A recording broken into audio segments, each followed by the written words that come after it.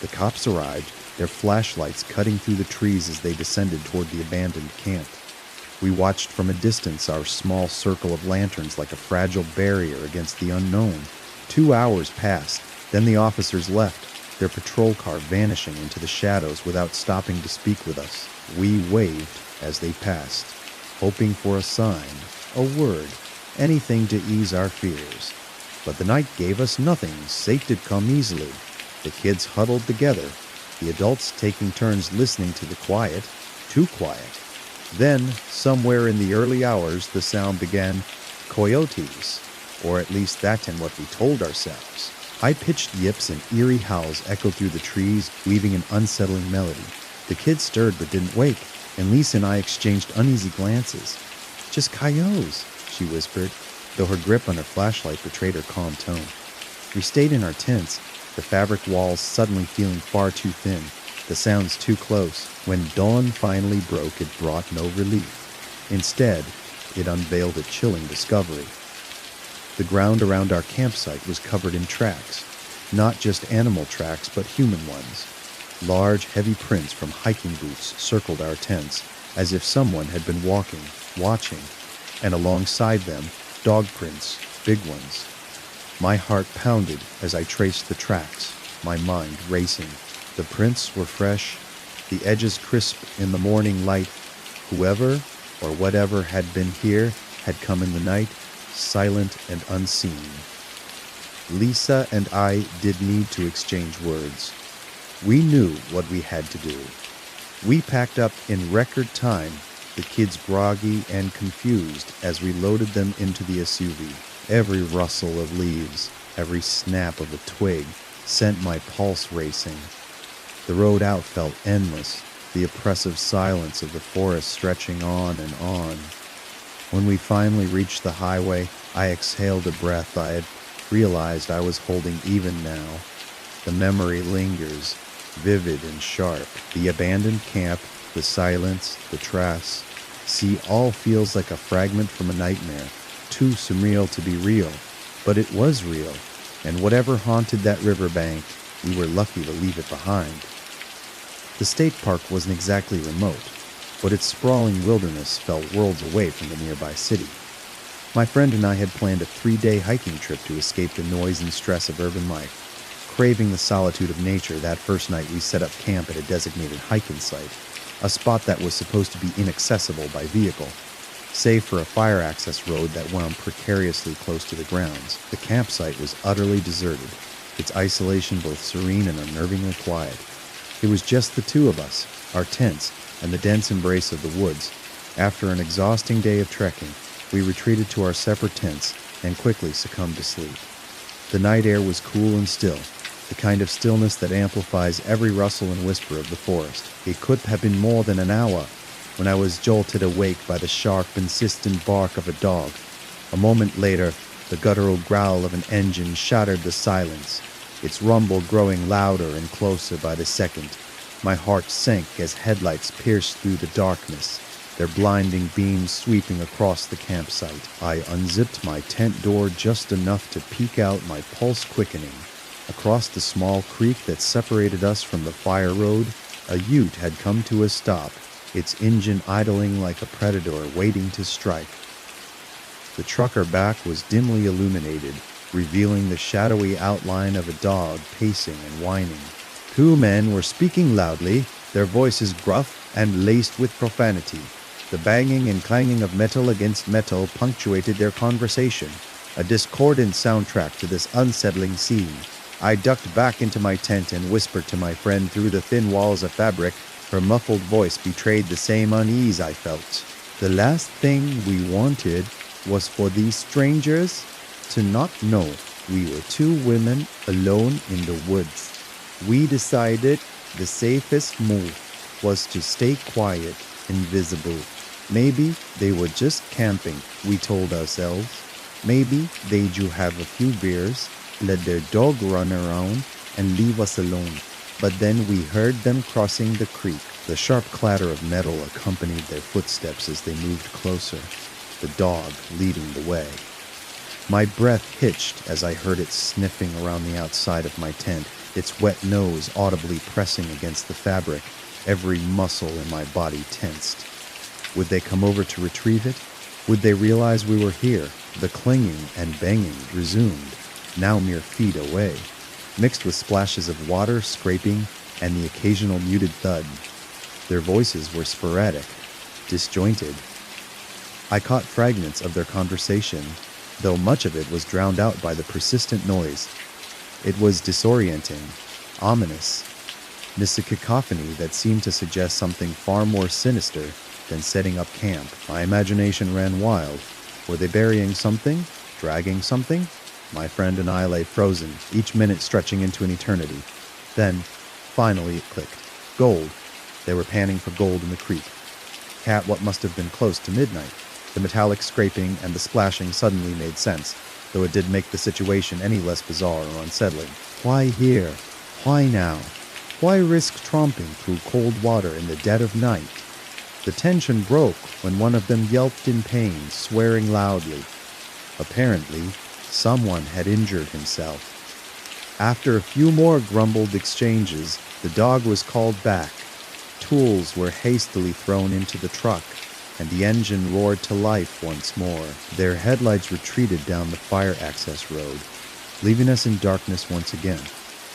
As silence reclaimed the campsite, I let out a shaky breath I had realized I'd been holding. My friend and I unzipped our tents and sat there huddled together, the night air thick with adrenaline. When I told her I had pieced together what they were doing, she stared at me wide-eyed.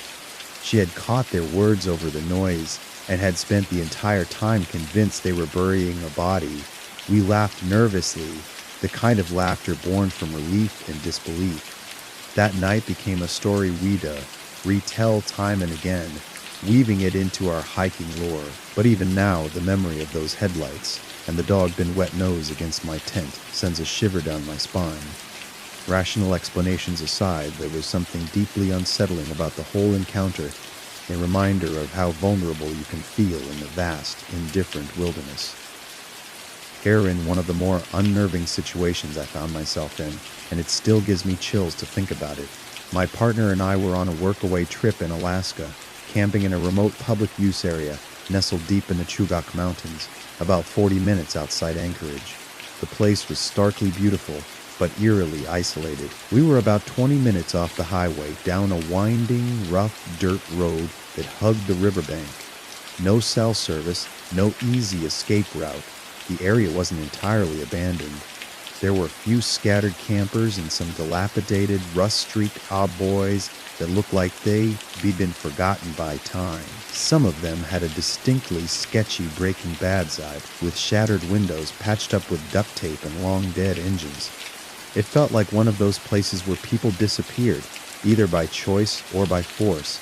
Still, we'd have found a quiet little nook far enough from the others and decided it was good enough. The tranquility of the river and the towering trees felt calming, even if the silence pressed a little too hard at times. As night fell, the isolation began to seep into our bones. Around 10:30, just as the darkness truly took hold, a car appeared in the distance. Its headlights pierced the blackness, casting long, sinister shadows as it crawled along the rough trail toward the beach. The driver was taking it slow, unnervingly slow, navigating the ruts and bumps like they had all the time in the world. It took them nearly 10 minutes to get near the main camping area. We watched them from a distance, our quiet conversations fading into tense silence. The car behavior was odd from the start. It moved erratically, stopping, starting, reversing, no pattern, just strange, meandering movements. Finally, it pulled to a stop about 30 yards away from our camp. The driver and their passenger got out and stood there, barely visible in the dim light of their vehicle. They weren't doing anything, no unpacking, no setting up camp, no talking, just standing watching. It was unsettling, but we tried to brush it off. Maybe they were lost. Maybe we were overthinking it.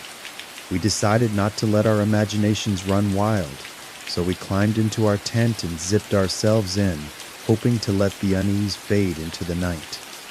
But 10 minutes later, the gravel crunched again.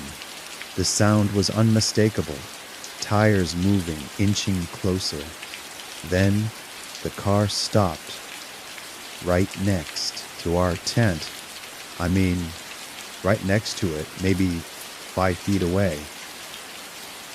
My heart was pounding so hard I thought it might give us away. There was absolutely no reason for anyone to drive that close to us. We were tucked far off the beaten path. No one should even known we were there unless they were deliberately seeking us out. The air inside the tent felt stifling, thick with fear. Without thinking, I grabbed my can of bear spray, unzipped the tent just enough to step outside, and rose to confront whoever, quote, whatever, was there. The moment I stood, the car shifted into reverse. Its tires spun slightly in the gravel, kicking up a spray of dirt as it backed away. They didn't speed off, though. Instead, they stopped about 60 yards away and turned their headlights on directly facing us.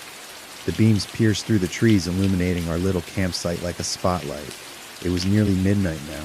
The stillness of the forest only made the situation more sinister. We didn't know what they wanted or why they had targeted us.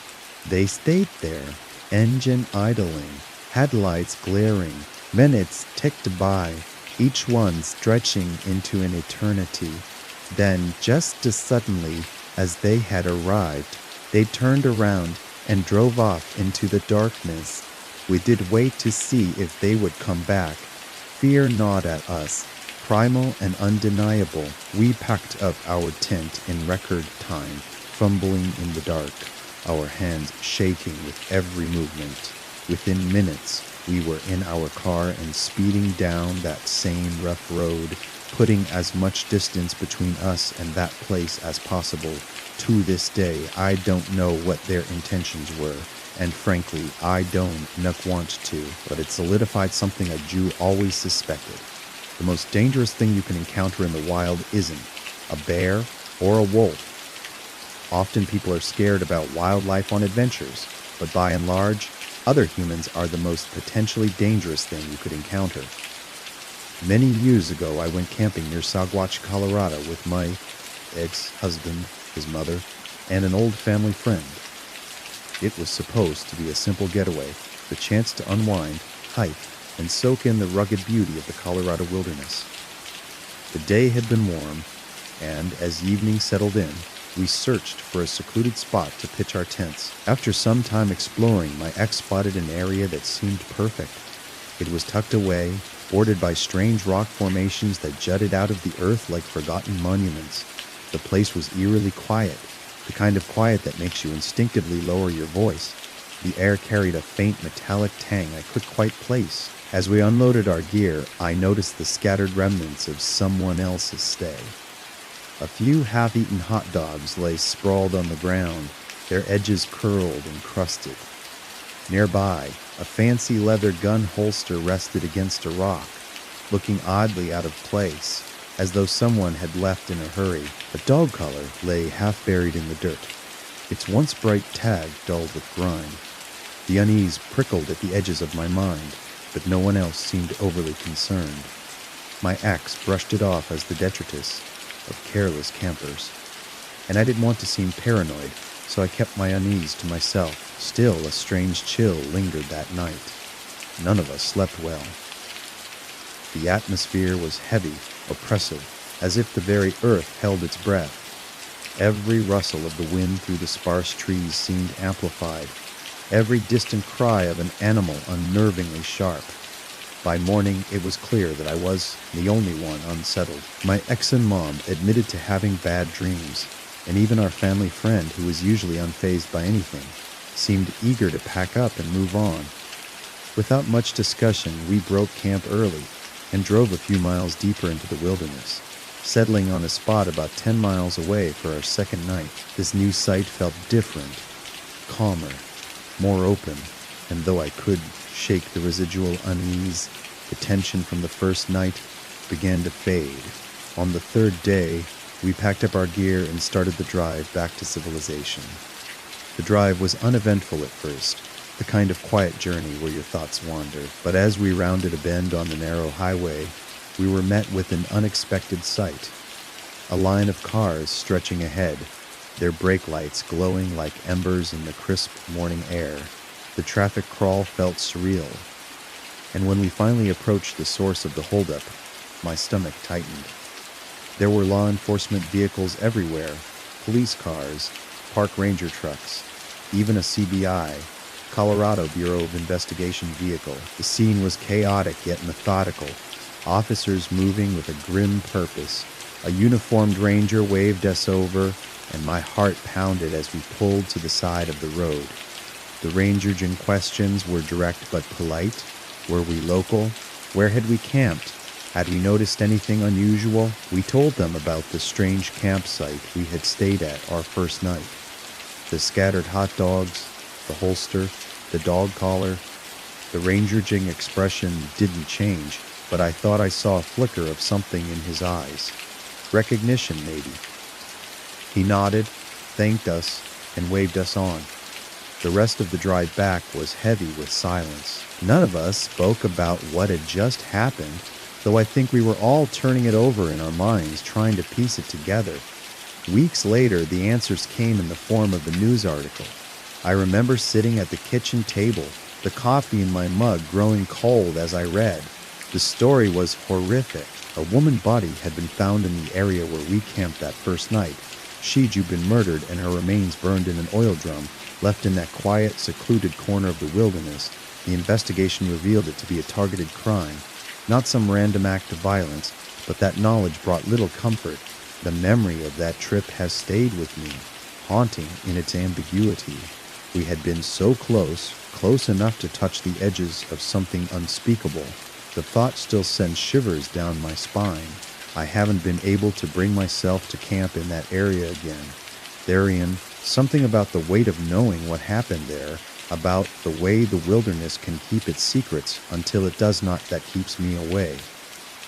Not long ago, a friend and I ventured into Nisqually State Park in Washington for what we thought would be an ordinary walk. The trail we chose wasn't even deep into the woods, just a short distance from the parking lot.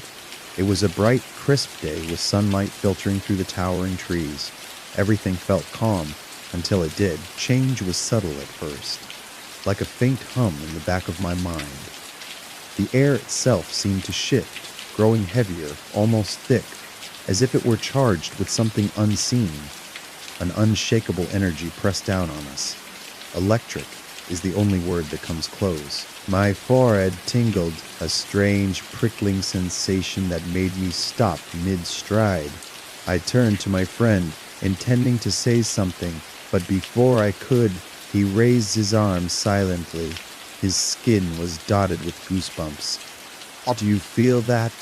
he whispered, though his voice seemed to sink into the charged stillness rather than cut through it. Before I could answer, something pulled both our gazes to a narrow game trail branching off the main path. It was unremarkable at first glance, a faint line carved into the undergrowth, leading about 20 feet into the trees before bending out of sight, and yet it demanded our attention. We stood frozen, staring down that trail as though waiting for something to emerge. After a long moment, my friend muttered, "I need to see what back there." And without waiting for my response, he stepped off the main path and into the side trail, moving just 5 feet in. What happened next was immediate and overwhelming. From somewhere deep in the brush ahead, a deafening crash erupted, a sound so immense it felt like the forest itself had come alive. The ground beneath us trembled violently, as if a massive creature, bear-sized at the very least, had slammed into the earth and was now charging toward us. The noise roared through the trees, a chaotic symphony of breaking branches and thrashing undergrowth, like a freight train hurtling through the forest. We froze, wide-eyed hearts hammering in our chests. Every instinct screamed at us to run, but something about the moment locked us in place. Then, as abruptly as it had started, the noise stopped. The ground stilled, and yet nothing had moved. We stared in disbelief at the spot where the chaos had erupted. The trees were perfectly still, their branches untouched. Not a single leaf had fallen. The undergrowth was undisturbed, as if whatever had caused the commotion had never been there at all. There was no sound of retreating footsteps, No heavy breathing or rustling in the bushes, just silence. The air remained charged, hanging heavy around us, but the forest itself was eerily still. For what felt like an eternity, we stood there scanning the trees, waiting for something, anything, to happen. Slowly, the world began to return to normal. The oppressive silence lifted, and birdsong cautiously filled the air once more. The tension eased, but the unease lingered. My friend and I exchanged a glance, neither of us able to put words to what we had just experienced. Even now, I can't explain it. It was broad daylight, and the visibility through the trees was clear enough to rule out any natural explanation. Whatever we heard, whatever shook the ground and made the forest roar, left no trace. It's in a moment I think about often, a mystery etched into my memory. Something out there did want us to go any further. Maybe it wanted us to know we were being watched. Either way, it's in a feeling I'll never forget. The ghost of Caribou Wilderness. For as long as anyone can remember, the Caribou Wilderness in Northern California has been steeped in an air of mystery and unease. Locals and visitors alike have shared chilling accounts of encounters with the area's most infamous specter, a lone cowboy astride a ghostly horse. Both rider and steed appear frozen in time, clad in tattered old-fashioned gear that seems plucked straight from the late 19th century. They've been spotted gliding silently through the dense forest, their presence so vivid that even the most skeptical witnesses are left shaken. The sightings aren't confined to campfire tales or secondhand stories. Forest Service personnel, individuals trained to observe and report with precision, have described seeing the cowboy on patrol as even more intriguing. A wildlife camera once captured a fleeting yet undeniable image of what looked like a man on horseback, an apparition that defied explanation. The lore ties back to a tragic story from the late 1800s when a ranch hand vanished while searching for stray cattle. No trace of him or the animals was ever found. Was the cowboy an unfortunate soul lost to time, now wandering endlessly through the wilderness with his loyal horse? The wilderness, however, holds more than one enigma. Not far from the trails lies a dark, yawning lava tube, one of many scattered across the region. Unlike others, though, this particular cave carries a sinister reputation. Local Native American legends tell of the cave as a gateway to the underworld. Those brave, foolish enough to venture inside, report an immediate, overwhelming sense of dread. The air grows thick, and a wave of nausea crashes over them, as if the earth itself is warning them to leave. Scientists have examined the site, searching for logical explanations like gas emissions or mold spores, but every test has come back clean. The cavey malevolence remains a mystery, and then the peculiar issue of GPS devices deep within the wilderness. Technology falters in inexplicable ways. Signals go haywire, showing hikers hundreds of miles from their actual location. Strangely, the phenomenon is hyper-localized. Move a few dozen feet, and everything corrects itself. It's a glitch that shouldn't happen, given the precision of GPS technology. Yet, it does, and no one can say why. I've always been fascinated by tales like these, the stories that blur the line between folklore and reality. I don't claim to believe or disbelieve them. I simply collect them like rare gems, marveling at the peculiarities they offer. A few months ago, my boyfriend and I decided to do some scouting for deer season in Caribou Wilderness. We had planned to spend the entire weekend there, backpacks filled and spirits high despite the park fire burning in the distance. But as the smoke crept closer and the sun began to sink below the treetops, we decided to cut our trip short. As we zipped up our packs and prepared to leave, an eerie sound pierced the stillness of the forest. It was a noise unlike anything I'd ever heard, a high, unearthly wail that made my blood run cold. It reminded me of an old battle cry, primal and raw, yet distorted in a way that made it feel as if it were coming from both near and far at once. The sound wasn't just unsettling, it felt like a warning. A guttural message reverberated in my chest, its meaning unmistakable. Get out, asterisk. I did need convincing. With the smoke creeping in and that unearthly cry still ringing in my ears, We packed up in record time and left. Something about that place felt fundamentally wrong, as if we were intruding where we did belong. On the way out, I noticed something else, something almost as disturbing as the noise. The forest was dead quiet. No bird song, no rustling leaves, no distant calls of animals. It was as though the wilderness itself had emptied out, leaving behind only shadows and silence. I haven't gone back to Caribou Wilderness since, and I don't plan to. Some places are better left undisturbed, their secrets buried in the soil and whispered through the trees. Perhaps that cowboy and his horse know the truth of it all, forever bound to a place where the living and the dead seem to walk side by side. Who knows? All I know is that I'd be keeping my distance from that eerie expanse of woods. Some mysteries are better left unsolved.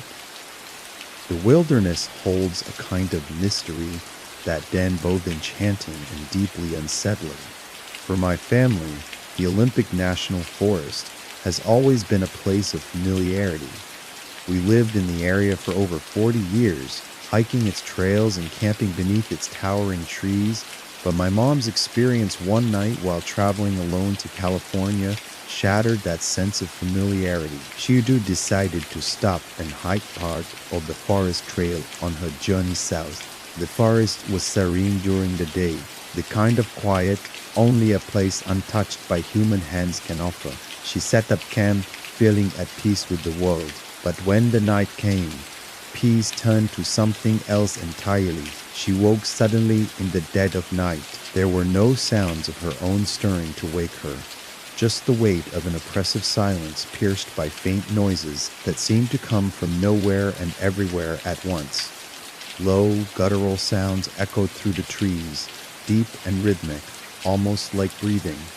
Then came a smell, thick and putrid, like decaying vegetation mixed with something almost animalistic.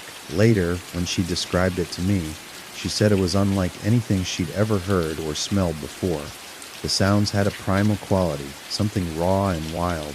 Many locals would have chalked it up to a bear or an elk, but there was something different about it, something that defied explanation. She sat frozen in her tent, too afraid to move or even breathe loudly, hoping whatever it was would pass. I was skeptical when she told me, even though I could see how deeply the memory still unsettled her.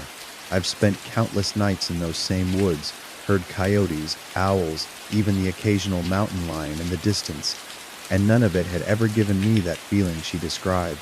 But still, her fear was real, and it stuck with me. Fast forward about a decade. I was hiking with a buddy of mine in the dense woods of northwest Washington. The sun was setting and the forest was cloaked in shadows. The air heavy with that earthy, damp smell that always comes as the night settles in. We weren't far from our camp, and while the trail was quiet, I could shake the feeling that something was just off. It started subtly, shift in the air, a kind of electric tension. Then, faintly, there was a sound, distant but sharp, like a low, guttural moan carried on the wind. My buddy and I exchanged nervous glances, but neither of us said anything. Moments later, an odor hit us, so sudden and pungent it made my stomach churn. It was earthy but foul, almost chemical, and it seemed to stick to the back of my throat. I can't explain why, but every instinct I had screamed at me to leave. It wasn't just fear. It was a primal, visceral urgency, like my body knew something my mind could process. I turned to my buddy and said, "In, we need to go now." He didn't argue. We practically sprinted back to camp, neither of us looking back, hearts pounding the entire way. We made it through the night, but I could shake the feeling that we could narrowly escape something. Not a bear, not a cougar, but something else entirely. On the hike back the next day, flashes of strange images kept popping into my head. Shadows, vague shapes, almost like beings from another plane of existence. I can't explain it, but it chilled me to my core. To this day, I've never experienced anything like it again. And honestly, I hope I never do. The wilderness has a way of reminding you how small you are, how much of the world remains unexplained. It's beautiful and terrifying all at once, and sometimes it leaves you with memories that stick with you forever. The night had started out so perfectly, nestled in the high mountain wilderness near Silver Plume, Colorado. I had trekked up to a secluded spot to watch the perceived meteor shower. The sky was an endless canvas of stars, their brilliance unmarred by city lights. The air was cool and carried the faint scent of pine. It was the kind of serene, timeless moment that felt worlds away from the chaos of daily life. But serenity turned to sheer terror in an instant. It began as a faint hum, a low vibration that seemed to pulse through the ground as much as it filled the air. At first, I thought it was just the wind picking up, or some distant engine echoing off the mountains. Then I saw them, two sleek floating crafts weaving effortlessly through the dark forest below. They reminded me of hover bikes from a sci film, their designs impossibly smooth and emitting a faint, eerie glow. Their riders were equally unsettling, clad in tight-fitting, gray hazmat-like suits, their faces obscured by dark visors. The crafts moved with a deliberate, predatory grace, and as they ascended the trail toward me, panic took over. I ran. The trail was narrow and twisted, barely visible in the faint moonlight. My heart thundered in my chest as I sprinted downhill, branches snagging my clothes and whipping my face. The sound of the crafts grew louder behind me, their riders relentless in their pursuit. The glow from their machines danced like ghosts among the trees, closing in with terrifying speed. I didn't know who or what they were, but I knew they weren't here to chat. During the frantic pursuit down the twisted and winding trail, blinded by adrenaline and desperation, I failed to see the sharp turn ahead. I ran straight off a steep cliff edge, clipping a pine tree on the way down, which probably saved my life, and landed on a rocky old tailing pile. The world spun violently as I plummeted over the cliff edge. Pain exploded through me. Amazingly, I was alive. My breath came in ragged, gasping bursts as I lay sprawled on the rocks, my tailbone radiating agony with every slight movement. Above me, the hoverbikes streaked past, their lights slicing through the darkness. They didn't stop. Whether they had seen me fall or simply didn't care, I didn't know. But I wasn't about to test my luck. Ignoring the searing pain in my back, I rolled onto my side and reached for my phone, fumbling to turn it off. The last thing I wanted was for it to buzz or ring and give away my position. For hours I remained, still hiding in the shadows of the cliffside, my breath shallow and my ears straining for every sound. Not long after my fall, more of the crafts arrived. They hovered and hummed above the forest, their lights sweeping the ground like search beams. My heart sank as I watched several riders dismount. They moved with a strange mechanical efficiency, their hazmat suits glinting faintly in the moonlight. They carried tools, gleaming unfamiliar devices that seemed designed for no task I could comprehend. The figures began to dig and probe the forest floor, taking samples of soil, plants, even rocks. Every so often they conceal something into small, secure containers strapped to their crafts. For hours I watched in stunned silence as they worked, their activity methodical and unnervingly indifferent to the world around them. The woods, so alive just hours before, felt dead now. Not a single bird called, nor did the wind rustle the trees. Time seemed to stretch, the minutes bleeding into hours, until the first pale light of dawn crept over the mountains. As the sun rose, the riders finished their work, packed their strange tools, and mounted their crafts. Without ceremony, they vanished into the sky, streaking away as swiftly and silently as they had come. Only then did I dare to move, testing my limbs and wincing as I realized the extent of my injuries. My tailbone was likely cracked, and my body was a patchwork of scrapes and bruises. But I was alive. Somehow I had survived. It being over a year since that night, yet not a day goes by that I don't replay it in my mind. What were they? Military, aliens, something else entirely. I've scoured forums, searching for answers, and found whispers of others who saw strange lights that night, but nothing concrete.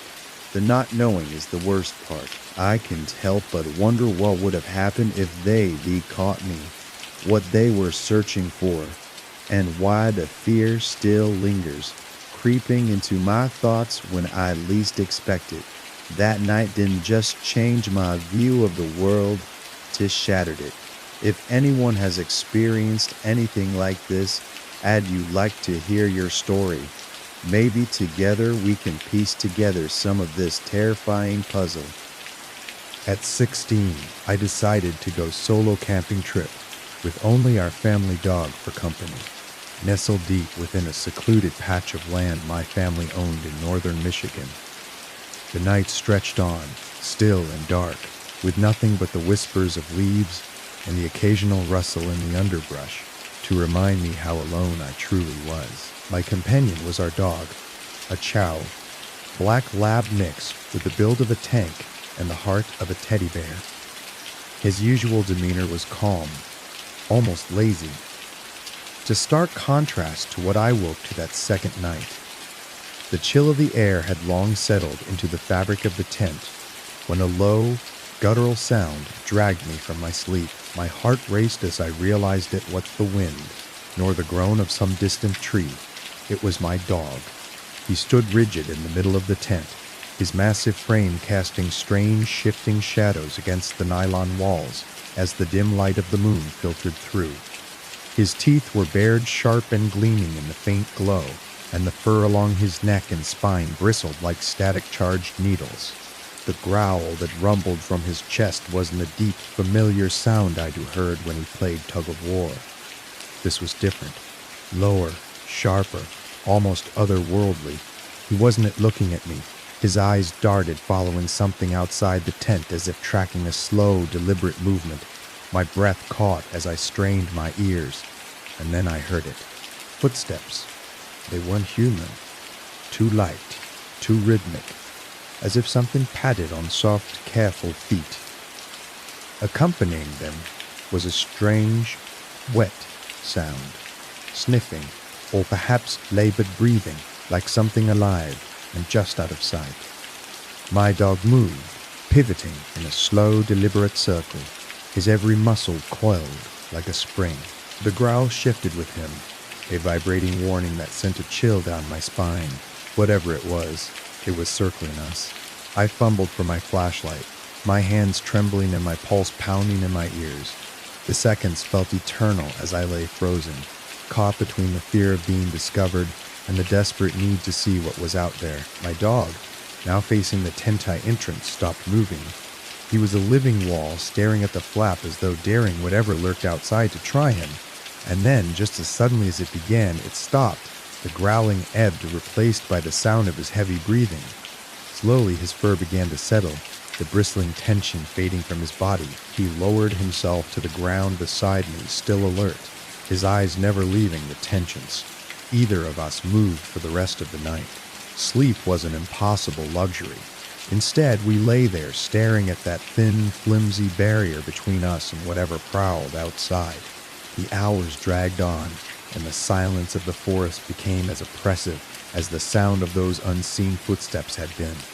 When dawn finally broke, the pale light spilling over the trees, I moved with a purpose I'd never felt before.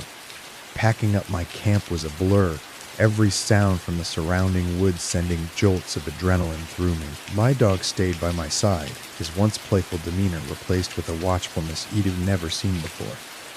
I didn't stop until I was back on the road, the safety of civilization stretching before me to this day. I don't know what was out there that night, but I do know one thing. I never felt safer than I did with that dog standing guard, and I'd never been back to that patch of land in northern Michigan. The crisp air of late fall brushed against my cheeks as I pulled into my chosen camping spot along the riverbank. The location was serene, flanked by towering evergreens and blanketed in a mosaic of fallen leaves, their vibrant reds and oranges dimmed by the overcast sky. This wasn't a remote wilderness, but it was far enough from the city to feel isolated, just the way I liked it. The campsite itself was modest, a fire pit made of jagged stones, a rusted picnic table warped by years of exposure, and a river that sang a soft, continuous melody as it wove its way through the forest. I camped in far more desolate places, but something about this site felt different, Perhaps it was the stillness, the way the wind barely stirred the branches, or the fact that I had seen another soul for hours on the drive in. Whatever it was, an inexplicable unease began to settle over me as the sun dipped lower, painting the sky in hues of gray and amber. Shrugging off the feeling, I busied myself with setting up camp. My small tent stood firm against the growing chill, and soon a fire crackled cheerfully in the pit.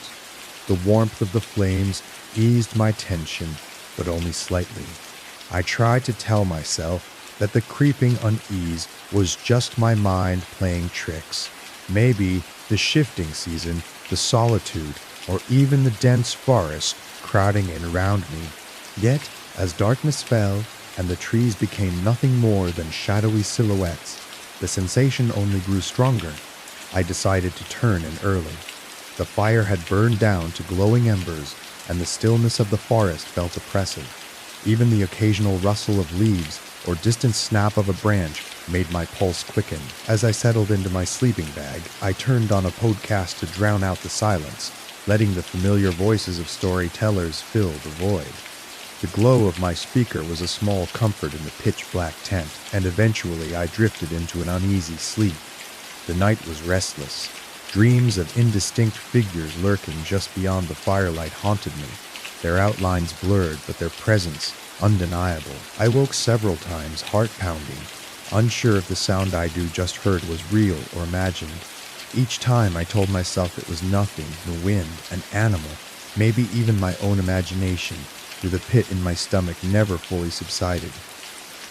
When dawn finally broke, I emerged from the tent, relieved to see the pale morning light filtering through the trees. The forest looked less menacing in the daylight, though the chill of the previous night still lingered.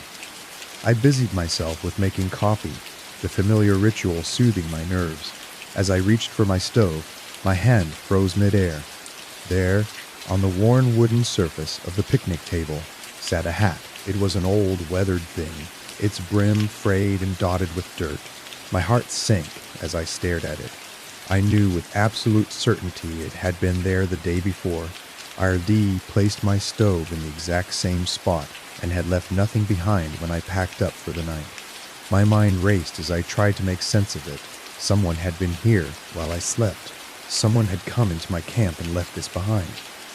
The thought made my skin crawl. I glanced around the clearing, suddenly hyper-aware of how exposed I was. The forest, so quiet the night before, now felt alive with hidden eyes watching from every shadow. Was it harmless? A passing mushroom picker, or a curious hiker who stumbled upon my camp and meant no harm? Or was it something else entirely? My instincts told me the unease I felt the night before was unfounded, that I'd even watched, my every move silently observed under the cover of darkness. I packed up quickly, my coffee abandoned and my hands trembling as I shoved gear into my backpack. As I drove away, the forest seemed to close in behind me, reclaiming the space I had briefly occupied. The hat remained on the table, a quiet reminder of the night's unsettling events. Even now, I can't explain what happened. Was it an innocent encounter, a mere coincidence, or something far more sinister? All I know is that I've never camped alone in that part of British Columbia again, and I doubt I ever will. Several years ago, I embarked on a journey that was equal parts adventure and endurance test. With my bicycle groaning under the weight of camping gear, I spent 7 months weaving a 5,300-mile, 8,500-mile path across the western United States.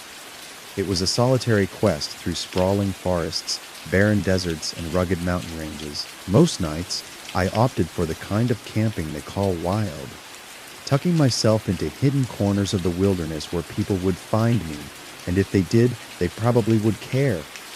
The forest, I soon discovered, was no sanctuary of peace.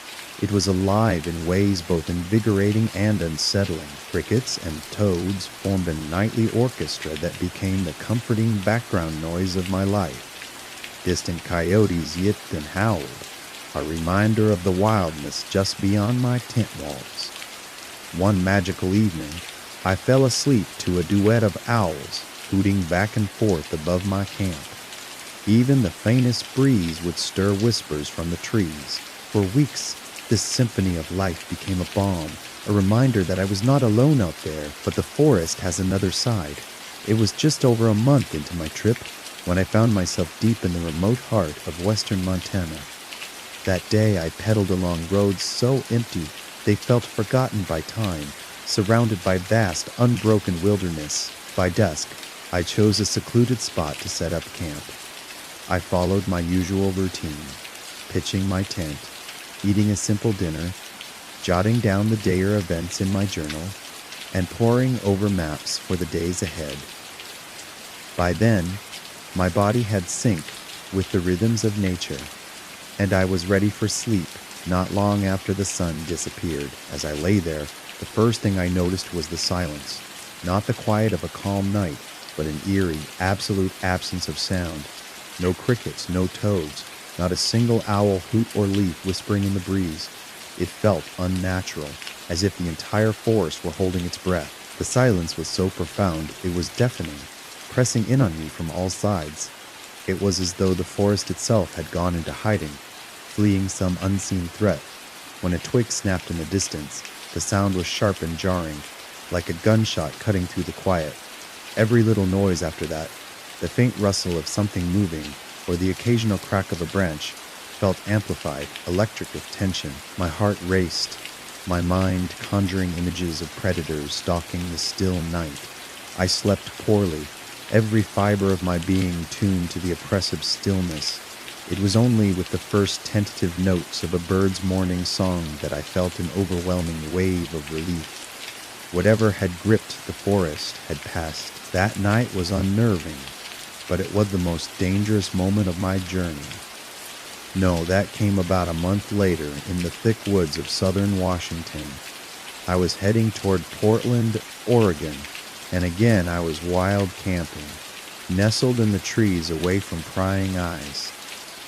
That evening, an unsettling nausea began creeping over me. By nightfall, it was clear I was battling food poisoning. What followed was one of the most miserable nights of my life. I spent the dark hours lurching between my sleeping bag and the tent door, emptying my stomach onto the forest floor. Each time I rinsed my mouth with precious water, sipped what little I had left to stay hydrated, and collapsed back into the tent. Sleep came in fits, only to be shattered by another wave of sickness.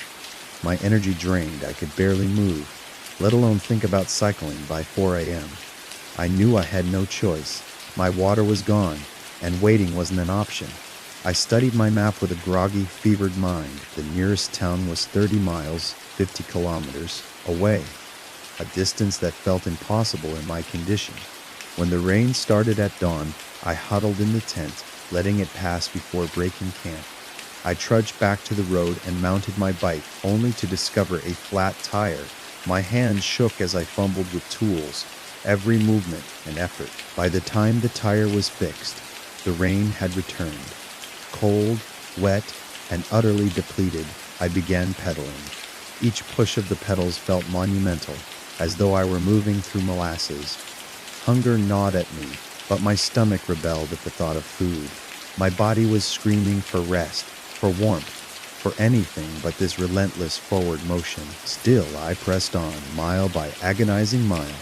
Despair clawed at me, but I couldn't afford to stop. I had to reach that town when I finally rolled into the motel parking lot. I was soaked to the bone, shaking with exhaustion. The hot shower felt like salvation, and I spent the rest of the day cocooned in bed, sleeping for 13 blissful hours. By morning, I was a shadow of myself, but functioning. I pushed on to Portland, food poisoning still simmering beneath the surface. It caught up to me at a museum, forcing me to spend a humiliating day confined to the hostel bathroom. But after that, I was free of it for good. Looking back, I can help but marvel at how fragile and resilient we are in equal measure. Those nights in the wilderness, though harrowing, taught me the depth of my own endurance and the strange beauty of pushing through fear, sickness, and despair out there with nothing but a bike and a will to keep going. I found both the wilderness and myself. It is strange how a simple silence can linger in your mind for years. Someone recently shared their experience of the woods going unnervingly quiet, and it brought back a memory of mine. No, I've never entirely been able to explain it in a story I've rarely told, but maybe it's your time to share it. This happened over 2 decades ago, back when I was living in London. The city has its charms, sure, but the constant noise, the endless crowds, and the concrete stretching to the horizon, all takes a toll. Every 6 to 8 weeks, I do escape hiking, camping, just getting out of the urban sprawl and into the embrace of nature. It was like hitting a reset button on my soul. One weekend, a friend, let I call him Mark, asked to join me on one of these trips. I didn't mind the company. We decided to head to the New Forest in southwest England. If you've never been, the New Forest is a place of contrasts, despite its name. It's anything but new, a remnant of ancient woodlands that have somehow endured. Towering oaks and beeches stretch skyward, their roots twisting through the earth like veins. The air is thick with the smell of moss and damp earth. It is beautiful, yes, but it has an edge to it, a sense of timelessness that borders on the uncanny. We arrived early in the day, parking near a trailhead and setting off with our packs. For hours we followed well-marked paths, the kind worn smooth by countless feet over the years. We passed other hikers, families with children, and the occasional dog bounding through the undergrowth. It was a lively scene, the kind that makes you feel connected to the world around you by mid-afternoon. Though Mark and I were ready for something different. Let's get off the trail, I suggested. I'll find a real spot to camp. Mark agreed, and with my compass in hand we veered off the path and into the wilderness. At first the transition was subtle. Trees pressed closer and the undergrowth thickened, but the further we went, the more the forest seemed to change. The sunlight grew dimmer, filtered through layers of branches and leaves. The air felt heavier, cooler. The ground, covered in ferns and moss, muffled our steps. We'd gone about a mile when it happened. I stopped abruptly, a strange sensation washing over me. It wasn't fear, exactly, but a deep, inexplicable curiosity. I turned to Mark and said, "Listen." He stopped too, tilting his head. At first I thought I was imagining it, but then I realized what was wrong. The forest was silent, completely, utterly silent. No bird song, no rustling leaves, not even the distant hum of insects, just a deep, unnatural hush. Mike frowned. "That didn't where," he muttered. I nodded, my hand unconsciously gripping his shoulder. The silence pressed in on us, thick and almost tangible. For a moment I considered turning back, but the feeling wasn't threatening. It was more like the forest itself was holding its breath, waiting for something. After a few minutes, the sensation passed, and we carried on. Eventually, we stumbled upon a clearing, and it was perfect. The space was large, roughly circular, with soft moss underfoot, and logs scattered about as if left by some generous camper before us. It felt welcoming, almost cozy. We dropped our packs and got to work. Mark set up the tents while I dug a fire pit, and soon we had a small blaze going. The sun was setting, casting long shadows across the clearing, and the warmth of the fire chased away the creeping chill of evening. Dinner was simple but satisfying, and after that we broke out a bottle of whiskey. The fire crackled as we passed the bottle back and forth, sharing stories and laughing at old jokes. Whatever strangeness we felt earlier seemed like a distant memory. The night deepened, stars emerging one by one in the patch of sky above the clearing. Literally, the whiskey ran low, and our laughter turned to yawns. We doused the fire, stomping out the embers and dousing it with water to be sure. Satisfied, we retreated to our tents, the cool air making my sleeping bag feel all the cozier. Normally, it takes me ages to fall asleep on the first night of a camping trip, but this time I was out like a light the moment my head hit the pillow. I woke up to the sound of shouting. It was faint, distant, but unmistakable. Man and voice yelling from somewhere deep in the woods. I lay still, straining to hear the words, but they were too far away. The tone wasn't panicked or distressed, more insistent. I don't know why, but I wasn't alarmed. I noted it, found it curious, then drifted back to sleep. The second time I woke, it was to light. A ball of bright white light shone through the fabric of my tent, slightly larger than a tennis ball. It hovered about 20 yards away, just beyond the clearing. It moved in a straight line, perfectly level, gliding from left to right. It wasn't like a torch or lantern. There was no bobbing or flickering, just smooth, deliberate motion. That strange curiosity from earlier returned, stronger than ever. I felt it in my chest, a pull like the light was aware of me and wanted me to know it. My hand moved to the zipper of my tent, ready to pull it open, but just as I was about to, a voice spoke in my head. I don't dance. It was not frightening or harsh. It was calm, firm, like a parent warning a child not to touch something hot. My hand froze. I stared at the light through the tent fabric, my heart racing. The voice spoke again, a go back to sleep. And just like that, sleep claimed me. It was not drifting off normally. Was as if I was put under a heavy, dreamless void that I could resist. When I woke again, it was daylight. I unzipped my tent and stepped out into the clearing. Everything was exactly as we'd left it. The fire pit, the logs, the tents, was all untouched. But I felt incredible, refreshed in a way I had felt in years. My head was clear, my body light. It was like EQ been recharged. Mock emerged from his tent, grinning. Morning. He called morning. How do you sleep? I asked. Like a rock, he said. Best sleep I've had in years. No hangover, Same here. I hesitated, debating whether to tell him about the light or the voice. Instead, I asked, Did you hear anything last night? Like shouting? Mark paused, frowning. Actually, yeah, I did.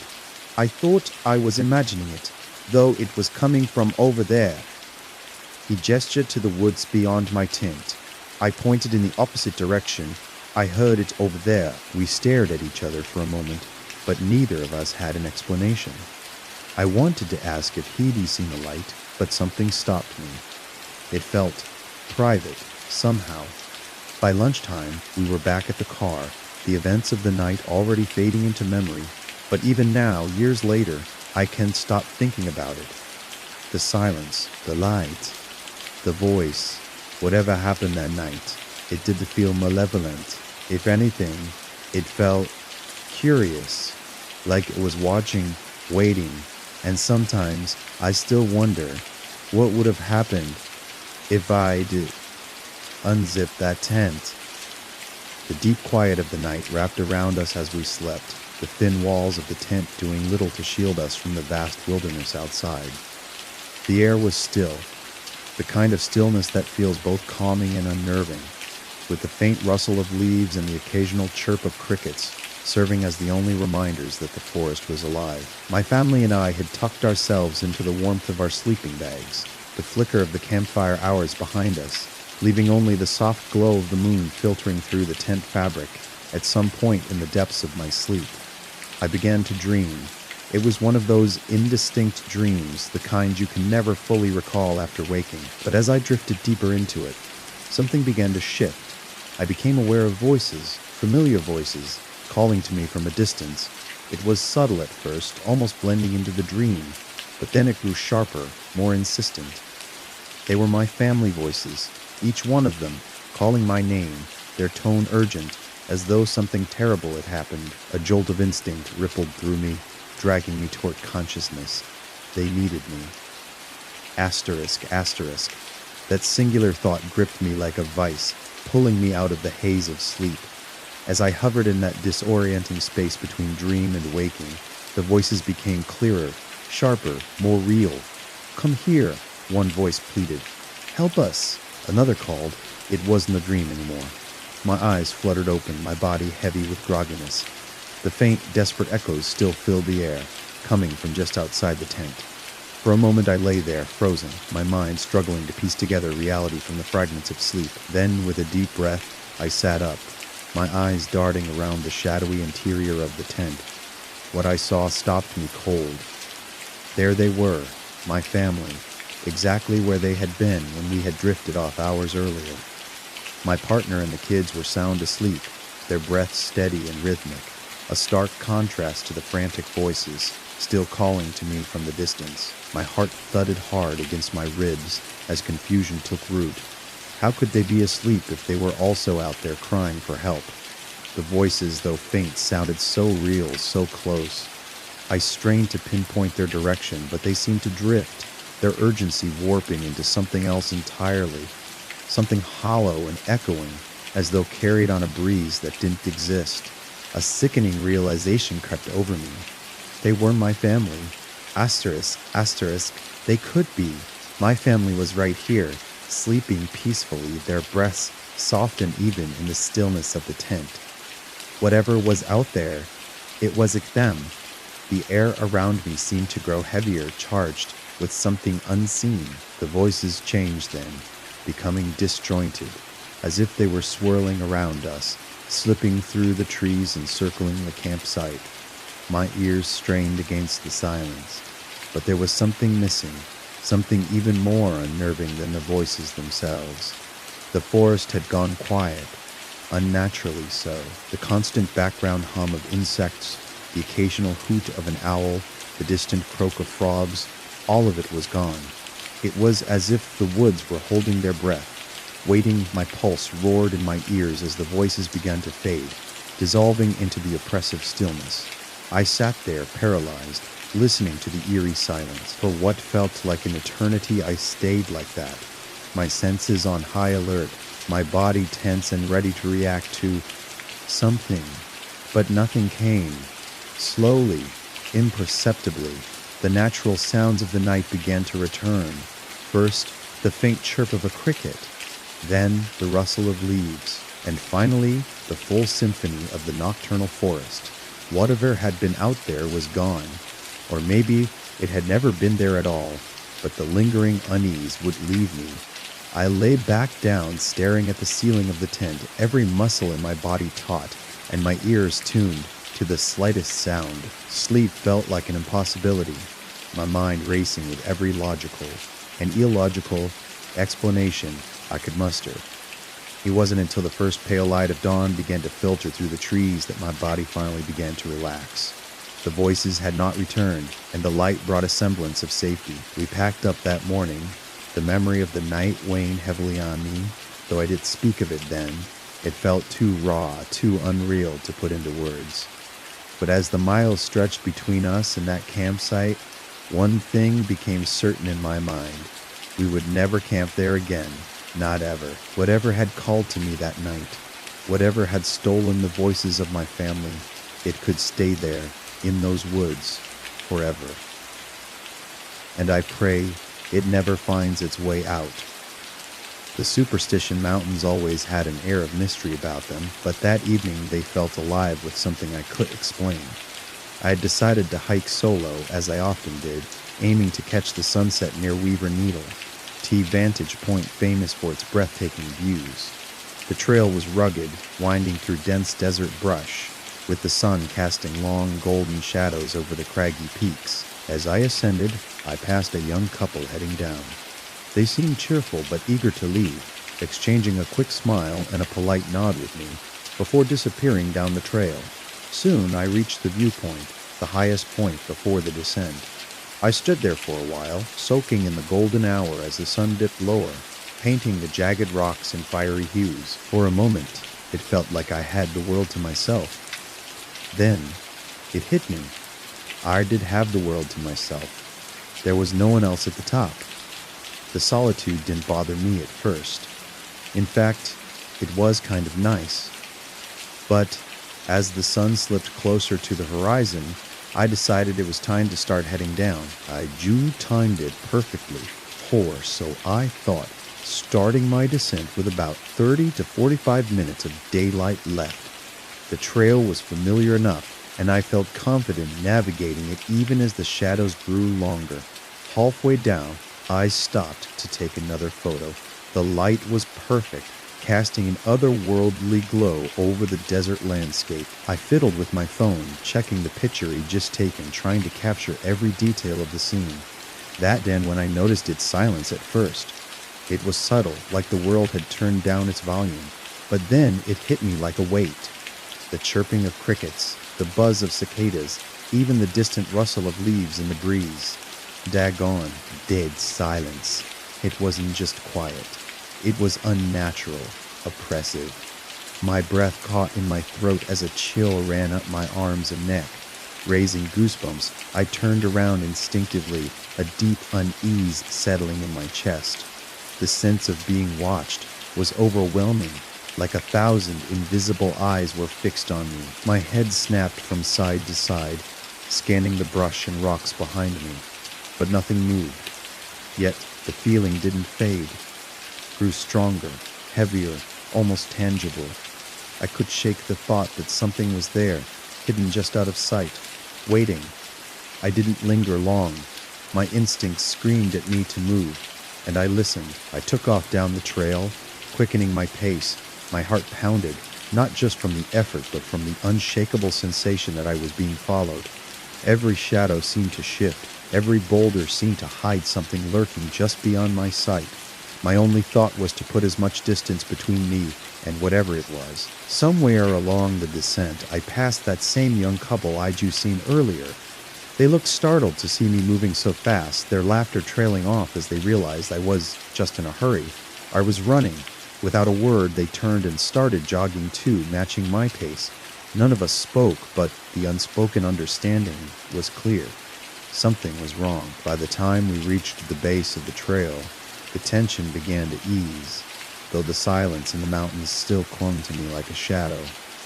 I did stop moving until I was back at my car, slamming the door shut and locking it, before even catching my breath. As I sat there, heart still racing, I couldn't help but reflect on what had just happened. Was it just paranoia? Or was there something out there in those mountains? Something that didn't want me, or anyone else, either after dark? Later that night, curiosity got the better of me. I started digging online, trying to find any explanation for what I'd experienced. That and when I stumbled across stories about the Superstition Mountains, tales of people who had vanished without a trace. Hundreds, maybe more, over the years. Some said the Apaches believed the area to be cursed, a place where the boundary between our world and something darker was dangerously thin. One legend even spoke of a hole to hell hidden deep within those peaks. It was enough to send another chill down my spine. I've hiked alone for years through deserts, forests, and mountains, but I've never felt anything like what I did that evening in the Superstitions. I can't say for sure what it was, an overactive imagination, some predator watching from the shadows, or something far more sinister. All I know is this: I'd think twice before hiking those mountains solo again. Some places are meant to be left alone, their mysteries unsolved, and the Superstition Mountains, they can keep theirs. Camping has been a part of my life for as long as I can remember.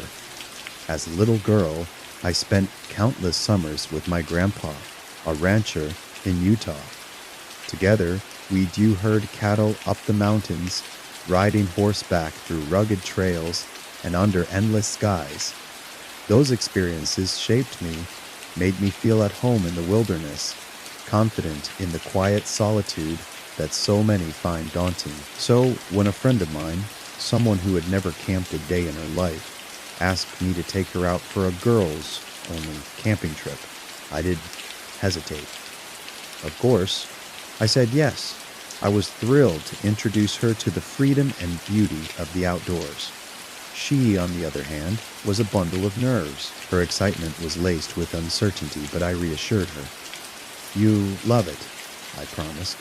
We set off for an off-the-beaten-path camp town near Bryce Canyon, tucked into the mountains at an elevation of about 8,500 feet.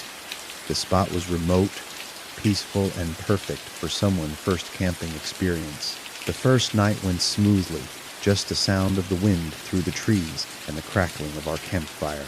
My friend seemed to relax a little as the stars came out in full force. The next morning, as the sun began to warm the cool mountain air, we found ourselves sitting by the campfire, sipping coffee. The campground was alive with energy. A big family nearby was cooking breakfast, their laughter and chatter filling the air. Kids darted around, playing games and squealing with joy. Birds sang from the trees, and the whole area seemed to hum with life, and then it stopped. From the woods on the hill to the north of us, about 1,500 feet away, a song shattered the morning. It was a howl, not just any howl, though this was deep, resonant, and impossibly loud, lasting a full 5 to 10 seconds. It rolled through the campground like a wave, making the hair on the back of my neck stand on end. Every single sound around us ceased. The family stopped mid-laugh. The kids froze in place. Even the birds seemed to hold their breath. The stillness was so complete. It felt as though the entire world had pressed pause, and then, from the same direction, there was a scuffle. The underbrush cracked and snapped, followed by a high-pitched, animalistic screech. Then, silence, my friend and I turned to each other, eyes wide and jaws slack. I could see the question forming on her lips before she even spoke. She leaned in and whispered, "Ken, whatever that was, jumped the campground perimeter fence." "Probably," I replied, my voice low and careful. Her face paled. "Is the truck unlocked?" "Yup, we did move. We could." It was as if our bodies refused to break the fragile stillness that surrounded us. So we sat there, frozen, waiting for something. I was sure what. Another sound, a glimpse of whatever had made the noise, but nothing came. Minutes stretched into what felt like hours, and eventually the campground began to stir. The family went back to cooking, albeit quieter than before. The kids resumed their games, though they stayed closer to their parents. Slowly, life returned to normal, or at least something resembling it. My friend and I did speak much about it until we were back home. Even then, the memory of that howl lingered like a shadow in the back of my mind. I've camped all over Utah and beyond. I've heard coyotes yipping in the night, mountain lions growling from the distance, even the eerie calls of elk during rutting season. But this was different. I always thought there weren't wolves in that area. Everything I've read, everything I've been told, says they don't roam near Bryce Canyon. But that sound was unmistakable. A wolf or howl, primal and commanding, undeniable in its power. My husband still doesn't believe me, but I don't care. That day, my friend and I, and every single soul in that camp heard it. Whatever it was, it left an impression that none of us will ever forget. My wife and I had decided to escape the chaos of daily life by venturing into the remote wilderness of backcountry West Virginia. We found an idyllic spot tucked away near a small waterfall and a pristine swimming hole about 50 yards off the main trail. The sound of rushing water created a soothing backdrop, and the area was a sanctuary of natural beauty. Tall trees loomed overhead, their branches forming a protective canopy. It was the kind of place that felt untouched by time, serene and far removed from civilization. As night fell, the wilderness enveloped us in its quiet embrace. The crackling campfire cast dancing shadows on the trees, and after a hearty dinner, we crawled into our tent, ready to drift into a peaceful sleep. The rhythmic sound of the waterfall was a natural lullaby, and soon we were both fast asleep. At around 2 a.m., I was startled awake by an unnatural intrusion. A sharp beam of light pierced through the thin fabric of our tent, sweeping across it from the direction of the hill on the far side of the creek. My heart jolted, and I nudged my wife awake. Together we froze, listening intently. I cautiously lifted my head and peered through the small mesh screen of our tent. Up on the hill across the creek, two shadowy figures stood illuminated faintly in the moonlight. One of them held the flashlight, its beam darting around the area before settling elsewhere. My pulse quickened. Who could they be? What were they doing out here at this hour? I told myself it was not anything sinister.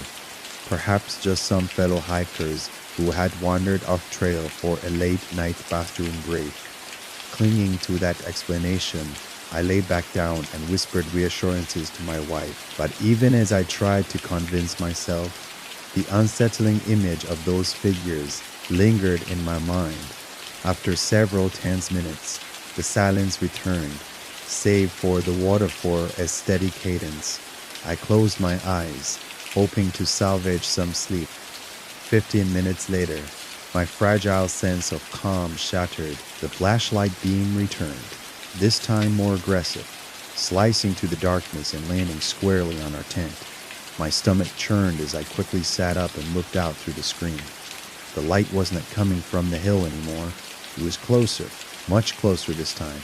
The source of the beam was down by the creek just a few feet from our campsite. Adrenaline coursed through me as I shouted, my voice breaking the stillness of the night, "Keep it moving!"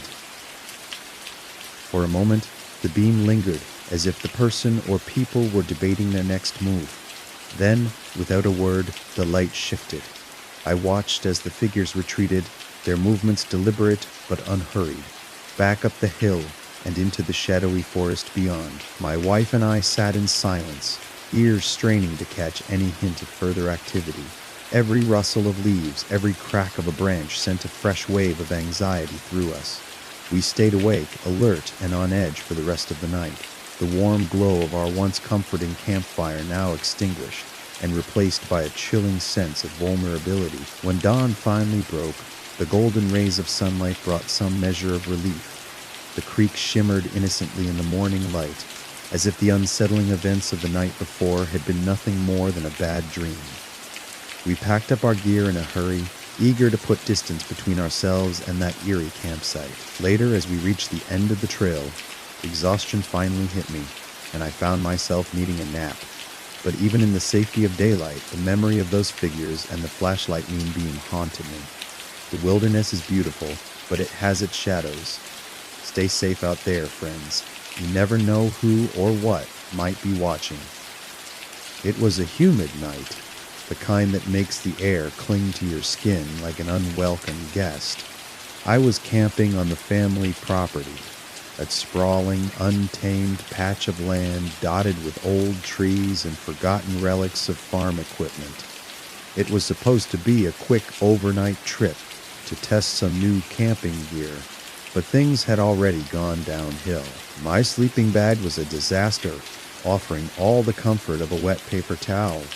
The humidity was unbearable, and to top it off, I felt like I was coming down with something. My head pounded with sinus pain. My body alternated between clammy chills and feverish heat, and every breath felt heavy by 2 a.m. I given up on sleeping altogether. I sat slumped by my sorry excuse for a campfire, its feeble flame sputtering against the damp night air. Every crackle of the wood seemed too loud, an unwelcome disturbance in the otherwise oppressive silence. And then I heard it, sound that pierced through the stillness like a jagged knife. At first, I could make sense of it. It sounded like a scream, sharp, desperate, human. My skin crawled, and every hair on my body seemed to stand at attention. Looking back, it was probably a fox cry, but in the dead of night, with my nerves already shot, it sounded like something far more sinister. I froze my eyes, snapping toward the direction of the sound. That end when I saw them, 2 glowing dots, eerily bright, hovering in the darkness about 2 meters above the ground. They didn't move, didn't flicker, just stared. They looked like eyes unblinking and fixed directly on me from about 50 meters away. My heart thudded so loudly I was sure whatever it was could hear it instinctively. I grabbed my cane knife and my torch. The knife felt solid in my hand, a small comfort against the unknown. The torch, though, well, let her just say I skimped on quality. Its beam was weak and barely penetrated the inky darkness. I aimed it toward the glowing dots, but the light fell short, leaving the ear-eye ice undisturbed. My imagination raced. Was it an animal? A person? Something else entirely? For the next hour, I sat there, locked in a tense, staring contest with whatever it was. My mind conjured every terrifying possibility. 2 wild animals ready to pounce, a stranger lurking with ill intent, or some nameless creature born from the depths of a nightmare. The glowing dots never moved, never blinked, just remained there, unwavering and ominous. I just kind of sit there and stare it out for the next hour or so, before it just kind of disappeared. One moment they were there, and the next the darkness had swallowed them whole. I did sleep that night. Instead, I stayed by the pitiful campfire, gripping my knife tightly and listening for any sign of movement. When dawn finally broke, the relief was almost overwhelming. Funnily enough, not having been eviscerated by some 2.5 m tall Australian eldritch buoyman in the light of day, the world seemed far less menacing. The sinister glow of the previous night was replaced by the ordinary colors of the landscape. I gathered my things and prepared to leave, eager to put the unsettling experience behind me. But as I glanced toward the paddock beside my makeshift campsite, something caught my eye, the glint of light reflecting off metal about 2.5 meters above the ground. It was the exact spot where I just seen the ice. Curiosity got the better of me. I hopped the fence and walked over, my pulse quickening with each step. When I reached the source, I stopped instead, a mix of embarrassment and relief washing over me. There, nestled amidst a pile of rusting farm equipment, was an old trailer my uncle had dragged out of a shed years ago. Its retroreflectors, positioned perfectly at the right height, had caught the faint light of the campfire and created the illusion of glowing eyes in the dark. I let out a shaky laugh, the tension of the night dissolving in the daylight. The boogeyman of the Australian wilderness had turned out to be nothing more than a rusty boat trailer. Still, the experience taught me a valuable lesson. Never skimp on your torch. Sometimes, the difference between a cryptid encounter and a scrap heap scare is just a few extra dollars spent on decent gear. As for the scariest thing I've ever encountered in the wild, that would be the time I turned onto a trail and came face to face with a 2-meter eastern brown snake, coiled and ready, only 5 meters away. Now that was a moment that didn't need the cover of darkness to send shivers down my spine. It was a crisp evening when my youngest daughter and I arrived at the campsite. The sun, low on the horizon, bathed the forest in a golden glow, casting long dancing shadows across the ground. My daughter, only 7, had been bubbling with excitement for days about our little adventure, just the two of us, father and daughter, out in the wilderness. She had begged to help set up the tent, her small hands fumbling with the poles as she mimicked everything I did with a determined smile. The air was fresh and carried the scent of pine and damp earth, a comforting smell that usually brought me peace. I'm no stranger to the woods. I've spent more nights under the stars than I can count. I've lived through storms that shook my tent like a leaf, and once woke to find bear tracks just feet from my camp. None of that ever fazed me. I'm a tradesman by day and an outdoorsman by passion, rugged, seasoned, and confident in the wild. But that night, something was different. We'd just finished setting up camp and were beginning to prepare supper. My daughter was happily arranging sticks for a small fire, her laughter ringing out as she struggled to snap a particularly stubborn twig. I was unpacking our supplies, slicing up some vegetables on a makeshift cutting board, when it hit me. At first, it was subtle, now whisper of unease, a sense that something wasn't quite right. I paused, knife in hand, and scanned the woods around us. Everything seemed perfectly normal. The trees stood tall and still in the fading light, and there wasn't so much as a rustle from the underbrush. But the feeling grew stronger, and soon it was impossible to ignore. A deep, gnawing dread settled over me, like a heavy stone pressing against my chest. It was primal, visceral, and entirely unfamiliar. My instincts screamed at me that we were not safe. My pulse quickened, and the knife in my hand suddenly felt inadequate against what I didn't know. That was the worst part. There was no sign of danger, nothing tangible I could point to as a threat, but the feeling didn't care about logic. Every fiber of my being urged me to leave. I glanced at my daughter. She was oblivious, still humming a song as she worked, her blonde hair catching the last rays of sunlight. I didn't want to alarm her, but I knew we could stay. "Hey, kiddo," I said, forcing a casual tone into my voice. "How about we pack it up and head out? We can grab some burgers on the way home." She looked up at me, confused. "But we just got here, Dad. What about the fire? What about camping?" "I know, sweetheart," I replied, crouching down to her level. "But I just remembered something really important we have to do at home. Let's make it a rain check, okay?" She hesitated but nodded, trusting me without question. That trust only deepened my resolve. I worked quickly, tossing our gear into the truck without any care for proper packing. The tent, half skelled, was shoved in as is, along with our sleeping bags, lantern, and the half-prepped dinner. Every moment felt like a countdown to something I could but was certain was there. The forest, once a place of solace, now felt oppressive. The shadows seemed to stretch and twist, and the silence was too complete, too unnatural. Not a single bird called out. No leaves rustled. The woods were holding their breath, and so was I. By the time I slammed the truck tailgate shut and climbed into the driver's seat, my hands were trembling. My daughter sat beside me, quiet and wide-eyed, sensing my tension. As we drove away, I kept my eyes on the rear-view mirror, half expecting to see something burst out of the trees. But there was nothing, just the empty road winding away from the forest. We didn't speak much on the drive home. My daughter eventually drifted off to sleep, her head resting against the window, while I gripped the steering wheel tightly, my mind racing. What had I felt back there? It wasn't a fear in the conventional sense. I'd faced bears and cougars before, and those encounters, while nerve-wracking, had never shaken me like this. This was different. It was raw, instinctual, and utterly consuming. Even now, years later, I can explain it. That feeling of imminent, life-threatening danger remains unmatched in my life. I've returned to the woods many times since, often alone, and I'd never felt anything like it again. Whatever it was, whether a predator I could see, a natural phenomenon I didn't understand, or something else entirely, a mystery I've carried with me forever.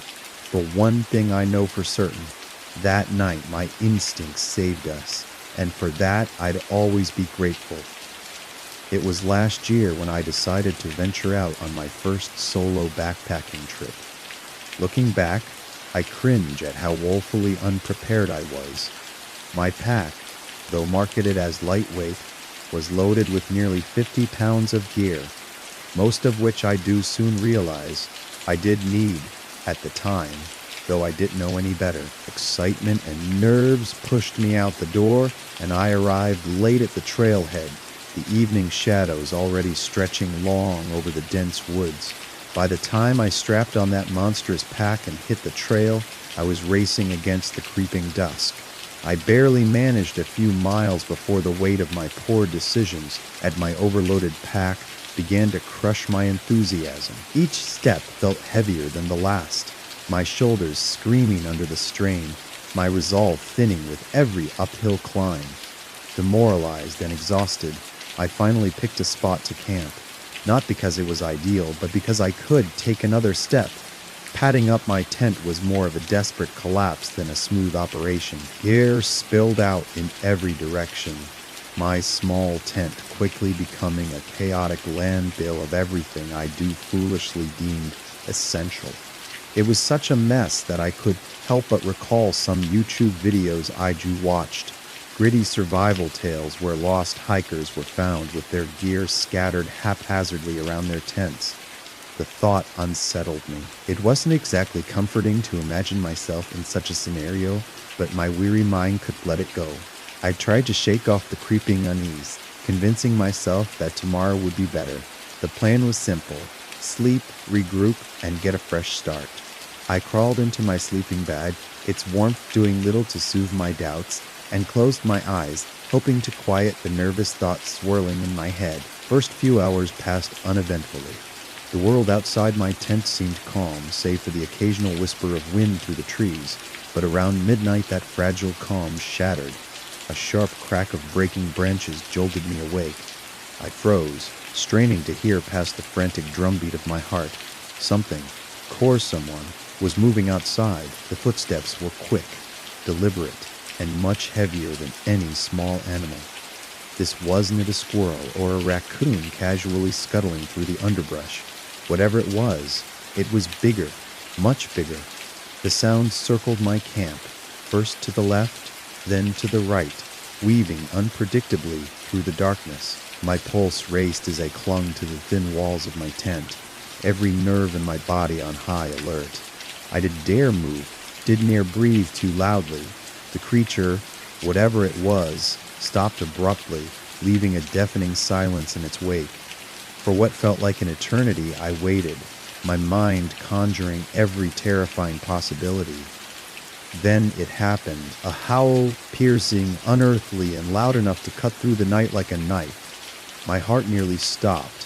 For a fleeting, absurd moment, I imagined some mythical creature, the grotesque mix of Sasquatch and unicorn, stalking my campsite. The sheer volume and intensity of the sound made my skin crawl. But then, as the seconds ticked by, my initial terror began to waver. There was something odd about the howl, something almost cute. Slowly, cautiously, I dared to peek through the flap of my tent. What I saw both terrified and amused me.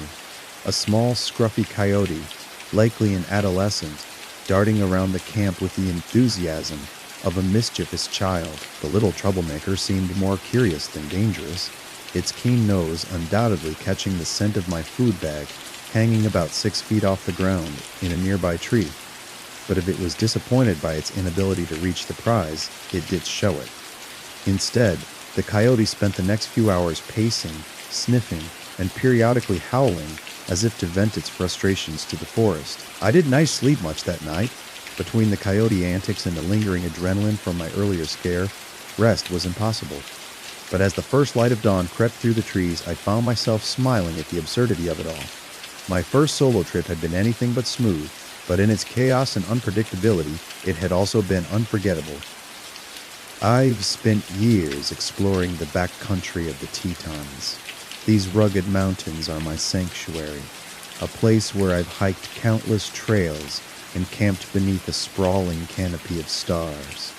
Over time, I've encountered my share of wildlife grizzlies lumbering through the undergrowth, sleek black bears sniffing the air, and even the occasional wolf pack weaving ghost-like between the trees. But I've always approached these encounters with a mixture of respect and preparation. In the wilderness, fear is a tool, a reminder to stay alert, but it never ruled me. At least, not until that night. It wasn't even a night spent deep in the backcountry. I had no plans to hike or camp. Instead, I'd driven out to the National Elk Refuge, craving solitude under a sky that promised to be clear and star-filled. I parked my truck along a quiet, desolate road and stepped out, the crisp night air brushing against my skin. The darkness was absolute, unbroken by streetlights or the faint glow of nearby towns. That was exactly what I wanted, a pure, unfiltered view of the stars, the kind that reminds you of your place in the universe. Leaning against the side of my truck, I tilted my head back, letting my eyes adjust to the black expanse above. Pinpricks of light began to emerge, glittering like shards of ice on velvet. For a few minutes I stood there in awe, my breathing slow and steady, lost in the vastness of it all. The landscape around me was flat and barren, a stretch of scrubland that rolled out for miles. In the daytime, it would have seemed empty, lifeless, but at night, it felt infinite, and then it began in a feeling, subtle at first like a faint ripple disturbing the calm surface of a lake, a tightening in my chest, a vague sense that something was off.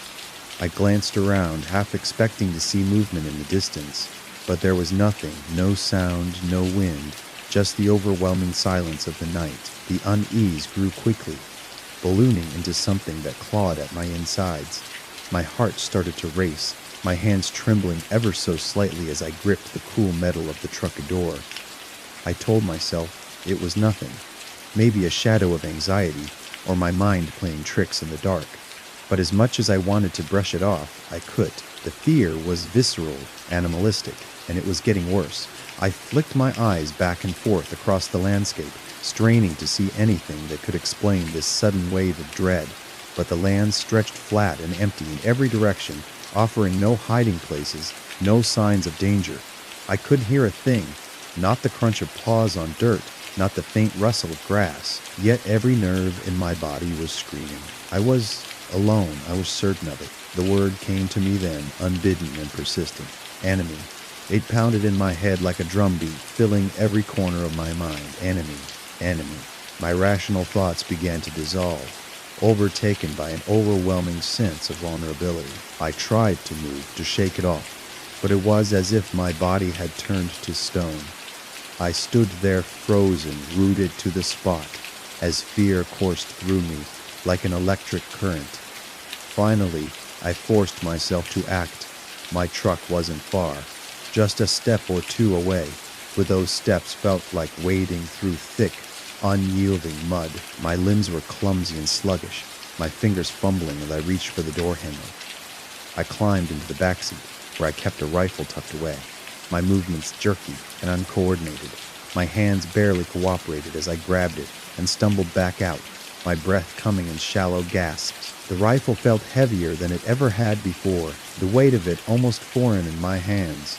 I propped it on the hood of my truck and grabbed my flashlight, flicking it on with trembling fingers. The beam sliced through the darkness, illuminating patches of the scrubland, but there was nothing there. Just the same barren emptiness Aegis seen when I first arrived. My pulse thundered in my ears as I swept the light back and forth, desperate for a sign, any sign that would justify the terror gripping me. But there was nothing, and yet the feeling didn't go away. It grew stronger, a suffocating pressure that made it hard to breathe.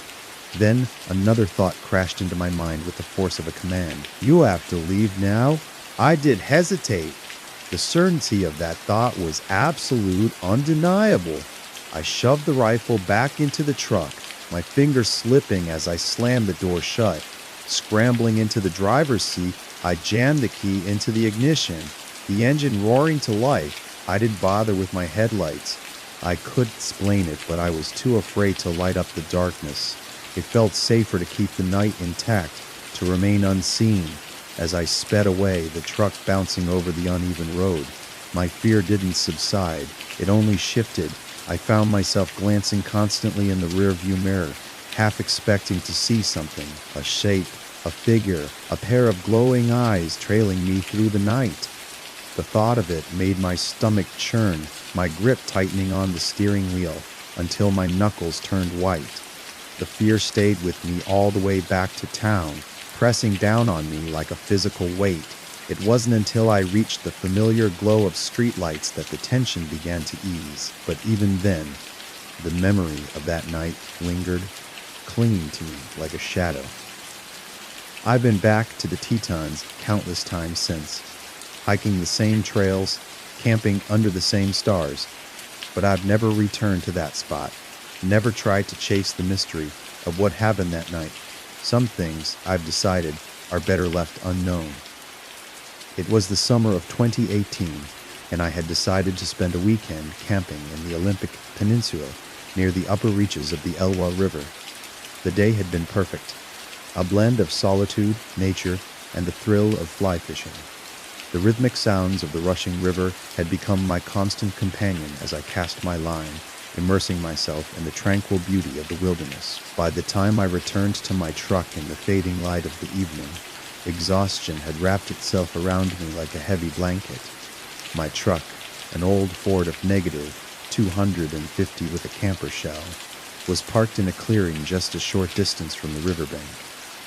It offered a sense of safety, protection from the weather, and any curious wildlife. Instead of pitching a tent, I decided to climb into the back and let sleep take over, lulled by the faint gurgle of the river. The first interruption came suddenly. I had barely drifted off when a piercing scream tore through the night. It wasn't the scream of a human or any animal Aigu ever encountered. It was deep, guttural, and so loud that it drowned out the constant rush of the river. My body reacted before my mind could process the sound. The hair on the back of my neck stood up, and an icy chill coursed down my spine. I sat up in the darkness, straining to hear anything else, but after the scream the silence was absolute. Even the river seemed to have been swallowed by the oppressive quiet. I stayed like that, frozen, for over an hour, ears straining for any hint of movement. But there was nothing, just an eerie, unnatural stillness. Eventually, exhaustion overcame fear, and I managed to drift off once more. The second disturbance was far more terrifying. I woke abruptly, heart racing, and a primal fear gripping my chest. Before I could orient myself, my entire truck jolted violently. It felt as though something impossibly strong, had lifted the back end off the ground and was shaking it like a child rattling a toy. My heart thundered in my chest as I scrambled to peer out of the small camper window at the back. What I saw chilled me to the core. In the faint moonlight, I could make out a silhouette. Massive, furry figure. It was man-like, but far larger, its form obscured by the darkness. For a moment it just stood there, a looming shadow before releasing the truck and disappearing into the night. A few seconds later, the headlights of a passing car swept through the trees, casting fleeting light across the scene. Whatever it was had vanished. I did sleep for the rest of the night. Instead, I sat there wide-eyed and alert, clutching the flashlight I kept in the truck and staring into the surrounding darkness. When dawn finally arrived, I cautiously climbed out of the truck to survey the aftermath. What I saw sent another wave of unease through me. My truck, which I had carefully parked at least 10 feet from the riverbank the previous evening, was now precariously close, less than a foot away. Something had physically moved it, dragging the back end through the dirt. The marks in the ground confirmed it. As I scanned the area, I noticed my folding table, which I had set up outside the truck the night before. The plastic container of apples and bananas I'd left on it was gone, though the lid lay discarded nearby. The container itself was nowhere to be found. Standing there in the cold morning light, I felt a deep unease settle over me. This wasn't something I could rationalize away. Whatever had happened that night was beyond anything I'd ever experienced.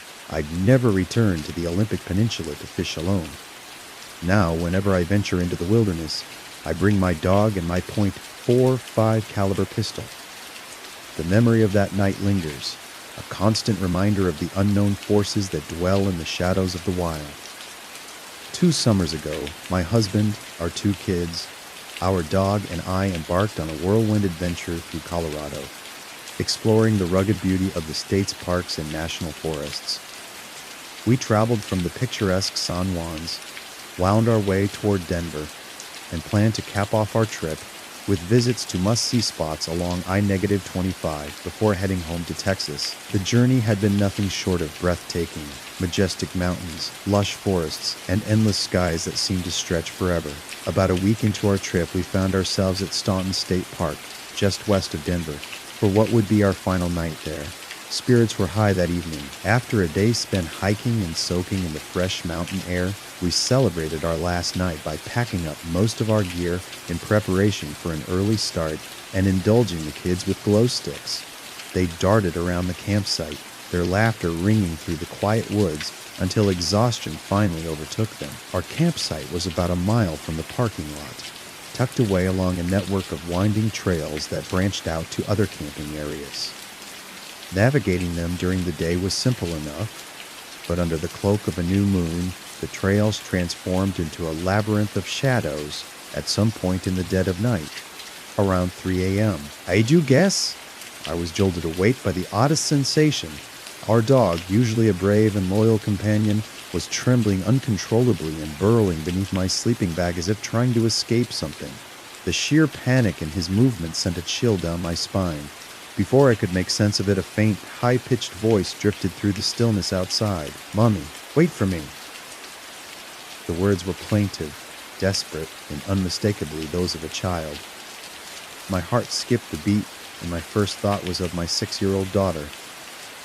Could she have wandered off in the dark, perhaps needing to use the bathroom and losing her way back? I bolted upright, my pulse hammering in my ears. The tent flap was still zipped shut, though, and in the faint glow of the dying glow sticks, I could see her small form curled up in her sleeping bag alongside my son and husband, all of them sound asleep. "Mommy, It's so dark I am afraid. Please wait for me, Mommy. The voice called again, closer this time. It was haunting, fragile yet insistent. I get stirred every instant in me to help. Was it another camper's child, a lost little one fumbling through the inky blackness? My mind raced. I strained my ears, desperate to pinpoint the source of the cries, but the woods seemed to swallow and distort the sound, making it impossible to locate. Mommy, Mommy, please! It's so dark. Help me, Mommy! I can't see! The cries were growing more frantic. I was caught between my rising fear and the maternal urge to run to the voice and help.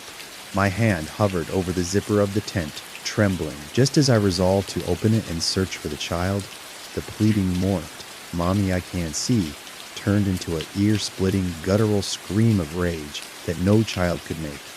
The next sound froze the blood in my veins. It's a guttural, ear-splitting scream of pure rage, so unearthly and animalistic that it could have come from any child. The tent seemed to shrink around me as my hand fell limp, my resolve evaporating into the cold night air. Every hair on my body stood on end as the scream echoed through the trees, its reverberations almost tangible. My dog whimpered pitifully, pressing his small body closer against mine. I laid back as silently as I could, my heart pounding so hard it felt like it might burst. The air inside the tent was heavy, suffocating as I fought to quiet my breathing. Whatever was out there continued its harrowing cries for what felt like an eternity before the forest fell eerily silent once more. I tried not to breathe loudly for a few minutes until the whatever it was stopped making that noise. The absence of sound was just as unsettling as the noise had been, and I lay awake until the first light of dawn filtered through the fabric of the tent. As soon as the sun rose, I was up and out, hauling gear to the car as quickly as my shaking hands would allow. My husband and kids, blissfully unaware of the night events, thought I was overreacting to some imagined danger. Even the dog seemed calmer in the daylight, though he stuck unusually close to me. When we were finally packed and ready to leave, I stopped by the ranger station to report what I had heard. The ranger listened politely at first, nodding as I described the cries. She scolded me for not calling 911 if I truly believed the child was lost in the woods. But when I hesitantly admitted that I didn't think it was human, her expression shifted. A nervous laugh escaped her, and she waved it off as probably just an animal, or my imagination playing tricks on me. But as we drove away, I could shake the feeling that something unnatural had been out there in the darkness, something that still haunted the edges of my mind every time I closed my eyes. When I was about 18, full of the reckless curiosity that often comes with youth, when I decided to join my boyfriend and his friend for a camping trip, we ventured into a remote area, choosing a site near an old bombing range. It was the kind of place that oozed an eerie charm, abandoned and shrouded in stories of the past, forgotten by most. The first day passed uneventfully. We set up camp, laughed around a small fire, and listened to the rhythmic chorus of the surrounding woods. But as the sun dipped below the horizon and the darkness swallowed the landscape, something about the place shifted. A stillness settled in that was deeper than before, as though the trees themselves were holding their breath. After dinner, the guys suggested exploring the old bombing range under the cover of night. They were eager to search for relics, bits of metal, fragments of history left behind. I wasn't thrilled about the idea, but I didn't want to be the buzzkill. So, flashlight in hand, I followed them down a long, sandy road. The path cut through the dense woods, and the night closed in around us thick and oppressive. The only sounds were the crunch of sand beneath our feet and the occasional whisper of wind through the tree about halfway down the road. I heard it, a sound that stopped me in my tracks. It was faint at first, like metal groaning under pressure. Then it grew louder, rhythmic, like something large, impossibly large, was jumping up and down on a sheet of metal. It reminded me of how a car might sound under tremendous strain, but the sheer weight needed to produce that noise chilled me. "Do you hear that?" I whispered, my voice barely steady. The guys shrugged it off, too focused on their treasure hunt to entertain my unease. I tried to shake it off, but the sound had stopped, It grew louder, echoing through the night, carrying with it a sense of something unnatural. Finally, even they could ignore it. "Let it head back, my boyfriend," said his voice tight, relieved. I nodded, and we turned back toward camp. But as we retraced our steps, the woods seemed darker, the air heavier. The sandy road stretched out like an endless tunnel, flanked by walls of impenetrable forest. And that when we realized we weren't alone at first, it was subtle. Branches snapping, the faint rustle of undergrowth. It could have been anything, a deer, a raccoon, even the wind. But soon it became clear that something was pacing us, shadowing our every move just out of sight. When we stopped walking, the sounds stopped too. When we resumed, they picked up again. The hairs on the back of my neck stood on end. My grip tightened around the tiny red cross knife in my pocket, its blade barely an inch long. It was laughable in the face of whatever was out there, but it was all I had. The guys had larger knives, but even they seemed uneasy now, their eyes darting nervously toward the tree line. Then came the breathing, deep, guttural, and wet. It was close, far too close. My heart pounded in my chest, each beat echoing in my ears. I could see it, but I could feel it, a presence pressing in on us, predatory and patient. Panic took over. I broke into a sprint, my legs moving before my brain could catch up. The sound of my footsteps was drowned out by the frantic rustling behind me as the guys followed suit. I didn't dare look back. When we reached the camp, there was no discussion, no hesitation. I dove for the tent, yanking at the strings, pulling the stakes from the ground with trembling hands. The guys threw our gear into the trunk of the car, not caring what got left behind. The air was thick with the sound of our chaotic escape, the screech of the car doors, the slam of the trunk, and our ragged breaths. As soon as we were in the car, my boyfriend floored it. The tires spun in the sand before catching, and we sped down the road, leaving the sight and whatever had been lurking there behind us, even as the camp faded into the distance. The fear didn't. I kept glancing over my shoulder, half expecting to see something tearing after us in the rearview mirror, but there was nothing, just the empty road and the oppressive night. We heard shortly after that there were some other campers killed in that area. Whispers in town about other campers who had been found in that area. The details were sparse, but one thing was clear. It wasn't an animal that had done it to this day. I don't know what was out there in those woods, and I'm not sure I want to, whatever it was. It was something I ever want to encounter again. I was just 16 years old, filled with the reckless energy of youth and a desire for adventure that could only be satisfied by solitude in the wild. That winter, I decided to push my limits and venture into the thick, snow-covered north woods alone, with only the bare essentials for survival. The area I had chosen wasn't unfamiliar to me. I had camped there a few times before, though never in winter. It was dense, unforgiving forest near a beaver pond, where the creek that fed it twisted like a serpentine vein through the frozen land. The place had a mysterious aura, the kind that whispered to you when the wind howled between the trees, but it was still my haven. I hiked in, trudging through the heavy snow, my breath coming in visible puffs in the biting cold. The sun was beginning to dip beneath the horizon as I arrived at my usual camping spot, just in time to set up before darkness completely swallowed the woods. The air had a sharp, icy edge to it, the kind that nipped at your skin and stung your lungs with every inhale. As I set up my tent, my mind wandered back to the routine I knew so well. Setting up camp, gathering firewood, and starting the fire that would keep the biting cold at bay. The fire crackled and popped, sending little sparks into the air as I threw strips of bacon into a sizzling pan. The smell of it, rich and smoky, mixed with the crisp cold air, and I allowed myself a moment to savor the peace of being alone. But that peace didn't last long. As I crouched by the fire flipping the bacon, a strange sensation crept up my spine. A prickling awareness settled into the pit of my stomach like being watched. The hairs on the back of my neck stood on end. My eyes darted around the camp, scanning the darkening woods beyond the firelight.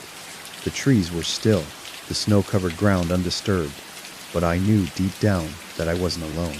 Someone was out there. My heart started to beat faster as the feeling intensified. I couldn't shake the certainty that I was being observed from the shadows just beyond the reach of the firelight. I forced myself to focus on the bacon, though I could hardly concentrate. A moment later, my worst fear was confirmed.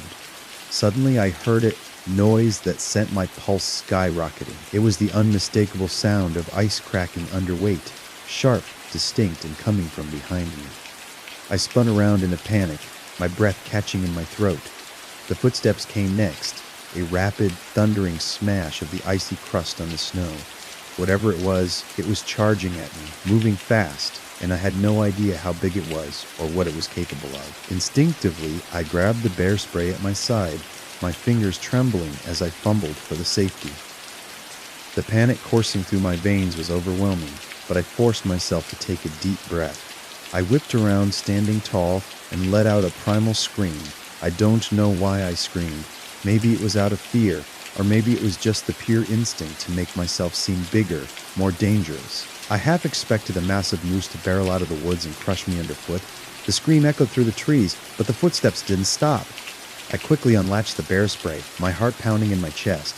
My entire body was rigid with terror, and my senses were on high alert. The footsteps were close, so close, and I could feel my pulse in my throat. Then, just as suddenly as they had started, the footsteps stopped. The creature, whatever it was, had turned and retreated back into the woods, leaving only the silence and the cold night air behind it. I stood frozen, heart hammering in my chest, my hand still gripping the bear spray. I could shake the feeling that it was still out there, just waiting in the dark. The ice around the camping perimeter cracked again, this time louder, like someone was circling me. I didn't wait for confirmation. I grabbed my gear and left. I didn't sleep that night. I huddled under the thin walls of my tent, listening to every twig snap and every gust of wind, waiting for something to happen. The crackling of the fire was the only thing that kept me grounded in the moment, though it did little to ease the tension that coiled inside me. When I returned to the camp in the morning, everything seemed unnaturally still. The sun had risen, casting a pale light over the snow, and the woods were eerily quiet. But there, right where I had heard those footsteps running up on me, were tracks, deep, wide prints in the snow. They weren't like any animal tracks I had seen before. These were larger, with an odd shape to them, like they weren't entirely canine or feline. They had the markings of coyotes, but there was something different about them. These were coy wolves. Coy wolves weren't like the smaller, skinnier coyotes you'd find out west. No, these were hybrids, part coyote, part wolf, and they were far more dangerous. I had heard stories, rumors from the locals about them hunting in packs, becoming more aggressive with each passing year. They weren't the kind of creatures you wanted to encounter alone, especially not in the dead of winter. I studied the tracks closely, my mind racing as I tried to piece together the events of the night. It made sense now. The animal had likely seen me crouching by the fire, focused on the bacon, and it must have thought I was an easy target, the footsteps running toward me. That was it charging, likely looking for an opportunity to strike. But when I screamed, when I stood tall and made myself seem like a bigger threat, it faltered, it hesitated, and then retreated, realizing that it wasn't going to get the easy meal it had hoped for. The encounter left me rattled. I could shake the image of those tracks, or the memory of the sound of those heavy footsteps pounding toward me in the dark. I knew then that the woods were never truly empty, no matter how isolated they seemed, and I also knew that the wilds held dangers that weren't always visible, things that lurked just beyond the trees, waiting for the right moment to strike. And with that knowledge, I left the Northwoods that day with a renewed respect for the land and for the creatures that called it home. Creatures like the coy wolf, who never let their prey forget that they were always watching. The year was 2020, and it was a cold, dismal May evening in rural western Pennsylvania. The air was thick with the scent of wet earth and damp pine, as I found myself alone, far from the comforts of home. The deep, dense wilderness of state forest property stretched out in front of me, offering no mercy to the weary traveler. It had rained on and off all day, each gust of wind carrying with it sheets of water that drummed relentlessly against the leaves, the sound more fitting of a storm than a mild downpour. Yet there I was, a solid 400 to 500 yards from my car, caught in the misery of it all. The conditions were far from ideal. The fire I had tried to start was snuffed out repeatedly by the rain, and no matter how much dry wood I managed to gather, the dampness seemed determined to claim victory. The rain, though not ferocious, was enough to soak through everything. It was frustrating to say the least. If I had been closer to home, perhaps I would have called it quits. But there I was, stuck in the middle of nowhere by around 8 p.m. I could take no more of the wet, dreary day. The little fire pit I had abandoned was a sad reminder of my failed attempts to stay warm. I grabbed a bologna sandwich, tasteless, cold, and ate it with little enjoyment, the way you eat something when the only goal is to get it over with. Afterward, I crawled into my tent, hoping for rest, though I knew sleep would be elusive. The night wore on, slow and silent, until the weather suddenly shifted around midnight. The wind picked up like a beast woken from a long slumber, howling through the trees and battering my tent with savage fury. The rain, which had been a persistent drizzle, now lashed against the fabric, turning my shelter into a sodden prison.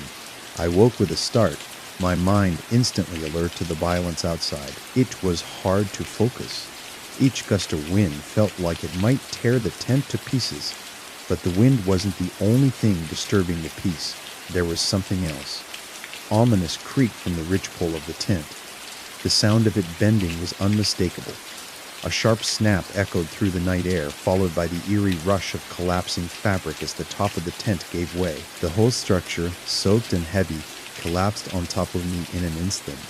The sensation was terrifying, like being trapped in a wet, suffocating cocoon. Panic set in as I scrambled to free myself, pushing the soaked canvas off and wriggling out from under the mess of tent poles and fabric. I threw on my boots, grabbed my sleeping bag, flashlight, and car keys in a frantic blur.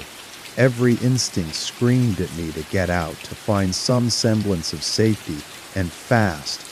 I didn't even look back at the wreckage of my tent as I bolted for my car. The wind screamed in my ears, the darkness of the forest pressing in on me, but I didn't stop until I was safely inside my vehicle. I turned the key, and the engine rumbled to life, a small but comforting sound in the chaos. My hands shook as I adjusted the heat, wrapping myself in the sleeping bag, desperate for warmth. I had no intention of going back to sleep. Not yet, not with the storm still raging outside, but then, just as I thought I could rest, the calm of the car was shattered by a soft but unmistakable noise, a scratching sound coming from the right rear of the car. It was subtle at first, like a claw scraping against metal, but it quickly grew louder and more persistent. I flicked the headlights on, hoping to catch whatever it was in the act, but the scratching stopped instantly. I hesitated, turning the lights off again, only to have the sound resume louder now, like something gnawing at my tire, scraping at the fender. My heart raced, the unsettling noise filling the space around me. I pounded the roof of the car in frustration, a primal scream tearing from my throat in an attempt to scare it off. For a moment there was silence. Then, just as suddenly, it began again, scratching, gnawing, relentless. I couldn't take it anymore. Desperation clawed at me, and with trembling hands I leaned on the horn, the blaring noise echoing through the night for what felt like an eternity, 20, maybe 30 seconds. When the sound finally stopped, I let out a breath I didn't realize I had been holding. But despite the quiet that followed, sleep was a long way off. I lay there wide awake, waiting for the storm to die down, my mind racing with thoughts of whatever had been outside, waiting just beyond the glow of my headlights. The hours dragged on, but the scratching never returned. Eventually, the rain eased up, and the wind slowed to a whisper. But morning came too soon, and with it the daylight revealed the damage done. Deep gouges marred the right rear fender and tire, unmistakable signs of something far larger than a raccoon or a simple scavenger. A black bear, I thought. eyeing the marks in horror. Nothing else in that part of the state could have caused such damage. What troubled me, though, was the lack of footprints. The ground around my car had been soft, grassy, and yet there were no tracks. The whole night had been a mystery, one I had no answers for. My mind was still spinning when I finally dragged the remnants of my tent, now a wet, ruined heap, back to my car. I shoved my things inside, not caring about the mess or the wet fabric. I just wanted out. I wanted to leave it all behind when I finally parked at the first restaurant I could find. The relief was palpable. It was Mother's Day, and the place was filled with families all dressed up and celebrating. Meanwhile, I walked in looking like I had survived the war. My clothes were soaked, my hair matted to my head, and my eyes were bloodshot from lack of sleep and stress. I caught a few strange looks as I trudged in, but I did not care. I needed food, warmth, and a moment of normalcy. The staff at the restaurant could believe it when I told them what I had been through. Some of them even came out of the kitchen, curious to hear the story. They talked about the storm, about the damage it had done to their own homes and neighborhoods, and marveled at the fact that I had been camping out in the middle of it all. They were shocked that I had slept through that chaos. But I couldn't even fathom sleeping after what had happened. It had been a night unlike any other, and I knew I would never forget the terror I felt out there in the dark with someone scratching at my car. It was one of those perfect weekends, the kind where the skies are clear, the air crisp, and the scent of pine trees fills your lungs with every breath. We had gathered a small group of friends and headed to a remote provincial park, far from the hustle and bustle of city life. This was no ordinary camping trip. The only way in was by canoe through a network of winding waterways. The lake was serene, its surface like a glass mirror, reflecting the towering trees and rocky outcrops that surrounded us. The kind of peaceful place that seemed untouched by time. After setting up our camp by the water at edge, my husband and I decided to venture out, eager to explore the surrounding woods. We had no particular plan in mind, just the desire to see what lay beyond the campsite. As we wandered deeper into the forest, the familiar sounds of the lake faded behind us. The path was narrow, twisting between moss-covered boulders and the dense underbrush that seemed to close in on us with every step. We both marveled at the beauty of it all. Towering pines, the deep silence, and the sense that we were truly alone in this secluded world. Eventually, the trees parted, revealing a small clearing. At its center was a large expanse of exposed rock, the kind of terrain you often find in this part of the world. The gray stone was rough and weathered, with patches of lichen clinging to its surface. It felt almost otherworldly, as if we had stumbled upon a hidden place where few had ever tread. We stood there for a moment, taking in the view. The air was heavy with the scent of earth and pine, and there was a strange stillness in the air, almost too still. Then, without warning, it came, a deep, guttural growl, low rasping, the kind that shakes your bones.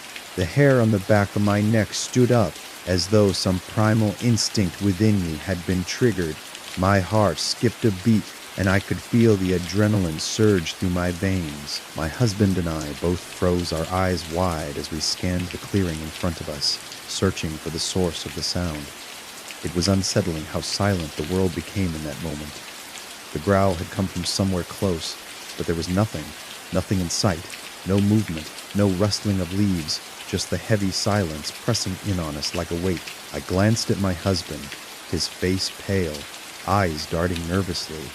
He held his breath, listening intently. A tense silence hung in the air as we waited for something, anything, to give us a clue as to what was out there. But all that greeted us was an oppressive stillness, broken only by the sound of our own breathing. For what felt like an eternity, we stood there, completely motionless, the growl echoing in the back of my mind. And then As if mocking our unease, it came again, a low, rumbling growl, closer this time. I swallowed hard, trying to control the rising panic within me. My hand instinctively reached for the largest stick I could find, its rough surface reassuring in my grip. It wasn't much of a weapon, but it was something. We started to edge backward, carefully, keeping our eyes peeled for any sign of movement. I held the stick in front of me like a shield, my pulse hammering in my ears. Another growl. It was unmistakable now. Whatever was out there, it was near, closer than before. The growl echoed off the rocks, reverberating through the still air. My husband motioned for me to move, and we began to back away more quickly. I swung the stick against a nearby tree, the sound of it crashing against the bark loud in the silence. A futile attempt to make noise, to make our presence known, to hopefully deter whatever it was that lurked just out of sight. The growl stopped abruptly, and for a moment, there was nothing but the sound of our own hurried breaths. It was as though the world had paused, waiting. We didn't wait to see what would happen next. Without saying a word, we turned and started walking back toward camp, moving as quickly as we dared without breaking into a full sprint. My mind raced with questions, with fear. What had we just encountered? A bear? A cougar? Something else entirely? But there had been no sign of anything. No movement, no shadow in the trees, just that terrifying sound. The whole time we could shake the feeling that we had ventured far at all from our campsite. We had wandered just 100, maybe 200 meters from our tents, but in that brief stretch of wilderness, it felt like we were miles away from safety.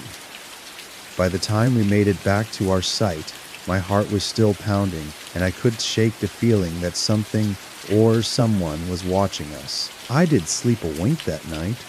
Every rustle in the trees, every snap of a twig made my eyes snap open, my mind racing with images of what could be lurking just beyond the light of the campfire. Later, as we discussed the encounter with our friends, one of them mentioned hearing coyotes off in the distance, the eerie howls echoing across the lake. We had heard them too, of course, especially in the fall when the nights grew colder and the air carried their cries across the water. It was possible, even likely, that what we had heard was simply a sleeping coyote tucked away in a den or under a rock, too well hidden to be seen. But in that moment, surrounded by the vastness of the wilderness, with nothing but the moonlight and shadows for company, it had been something much more terrifying. It had been something that felt all too real, lurking just out of sight, and I could shake the feeling that, whatever it was still out there, waiting. It was a crisp evening in mid-Arbor, about 4 years ago now, when my friends and I decided to venture out on a camping trip. It was a spontaneous getaway, one of those trips where you throw caution to the wind and let nature have its way. The air was still, the kind of stillness that was almost unsettling, as if the world was holding its breath. The day had been warm, the sun lazily sinking behind the trees as we settled in, setting up camp in the heart of the southern Midwest, an area known for its unpredictable weather. We weren't strangers to the occasional storm, but this time felt different. As the sun dipped lower, I pulled out my phone to check the weather, an old habit of mine. I had a soft spot for meteorology, always keeping tabs on the radar, and any subtle changes in the atmosphere. I wanted to see what the overnight low would be, but instead my eyes were drawn to a more urgent warning. The National Weather Service and all had issued a forecast for strong to severe storms, with the possibility of something much worse, tornadoes. A shiver ran down my spine. The odds were low, I told myself, but still the thought of a tornado hovering near our campsite wasn't something to take lightly. Despite the looming threat, we decided to stay. After all, it was just a storm, right? Nothing we had dealt with before. The evening air had already begun to cool, and the first signs of the storm started appearing as the sun vanished completely. Around an hour after nightfall, the atmosphere shifted in a way that made my senses heighten. Lightning flickered in the distance. Distant at first, but growing steadily closer, the wind picked up, sharp and biting, rustling the trees and stirring the underbrush. I felt it before I saw it. That electric charge in the air that signals a storm is coming. Within seconds, the sky opened up. The air, once dry, became drenched as if the heavens had simply tipped over. It wasn't a gentle rain. It was a torrential downpour soaking us in an instant. The kind of rain that chills you straight to your bones. And then came the hail. It was like nothing I'd ever experienced before. The sound of golf, ball-sized hailstones battering the canopy above us was deafening. Each impact echoed like the cracks of gunshots in the night. The ice slammed into the ground, leaving craters in the dirt. The storm was no longer just a rainstorm. It was a beast, thrashing violently against us. My heart raced as I scanned the sky. This wasn't typical for our area. Something didn't feel right. Then, just as the hail intensified, our phones began to buzz in unison. Tornado warning. My stomach flipped. I could hear the urgency in the buzzing of our devices as we all stared at them, each of us processing the same grim realization at the same time. I quickly gathered the group, my mind racing, trying to remember everything. I'd read about severe weather, about tornadoes. We need to move now, I said, my voice tight with the tension I couldn't shake. I led the guys to a small gully nearby, a shallow dip in the earth that would provide us some shelter from the winds.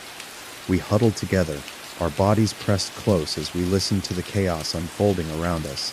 The wind howled, trees groaned in protest, and somewhere in the distance we could hear the eerie snap of branches breaking under the force of the storm. I had been in storms before, but this felt different.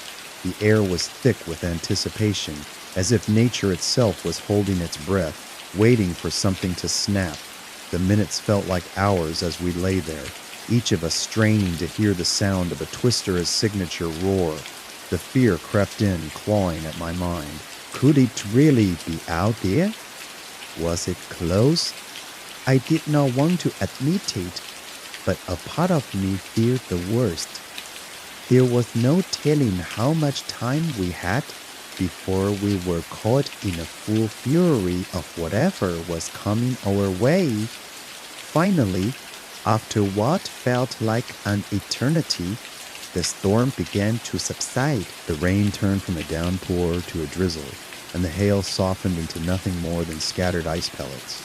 We cautiously rose from our shelter, scanning the dark, soaked landscape.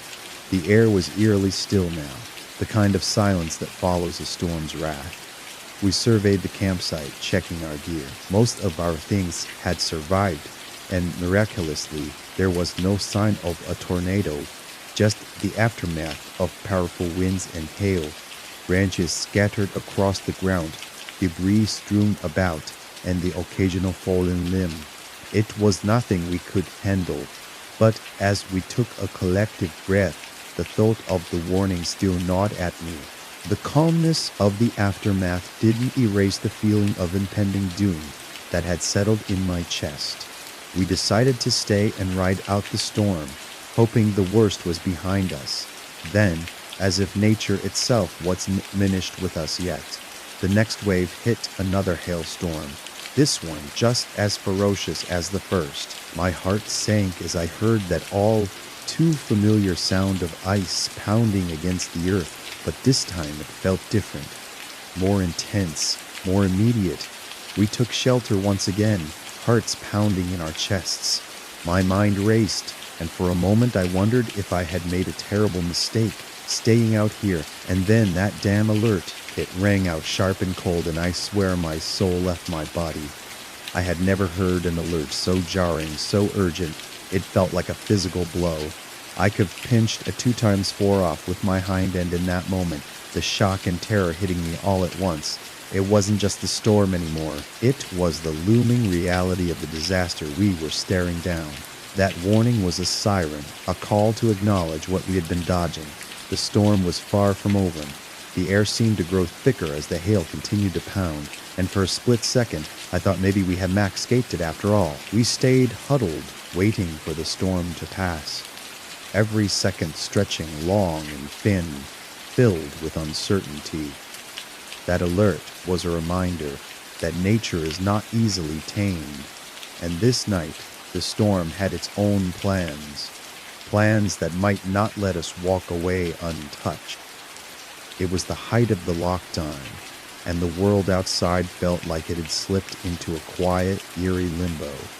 The forests surrounding the town, usually filled with sounds of life, now stood still, as if holding their breath. I was deep into my usual walks with the dogs, trying to keep some sense of routine in the chaos. The roads were empty, and the air felt thick, heavy with uncertainty. The quiet, however, was often more unsettling than peaceful on this particular day. Something was different. The wind had a sharpness to it, and the trees seemed to be closing in on me, the familiar path feeling strangely unfamiliar. I had learned to trust my instincts over the years, and something tugged at me, warning me that I was alone. I kept moving forward, my eyes scanning the dense underbrush ahead just in case. It was when I crossed a small clearing that the sharp, acrid smell hit me. It wasn't the usual forest scent of pine or damp earth. It was something far more chemical, sharp, and pungent. My stomach twisted and my senses heightened immediately. The unmistakable stench of something being cooked, something synthetic, was thick in the air. I paused, holding my breath, trying to understand what I was walking into. The dogs, usually calm and methodical, started to tug at their leashes, sensing something was off. My heart began to beat faster as I carefully advanced, trying to move as silently as possible, my mind racing. My first thought was that it could be a camping site. People often said about here, but this felt different. There was an urgency in the air, a sense of danger I could ignore. Then I saw it, a blue tarp. It was stretched tight between a cluster of trees, a crude makeshift shelter blending into the environment. The tarp fluttered slightly in the breeze, but it did nothing to hide the activity beneath it. My pulse quickened. I knew instinctively that I had stumbled upon something illegal, something dangerous.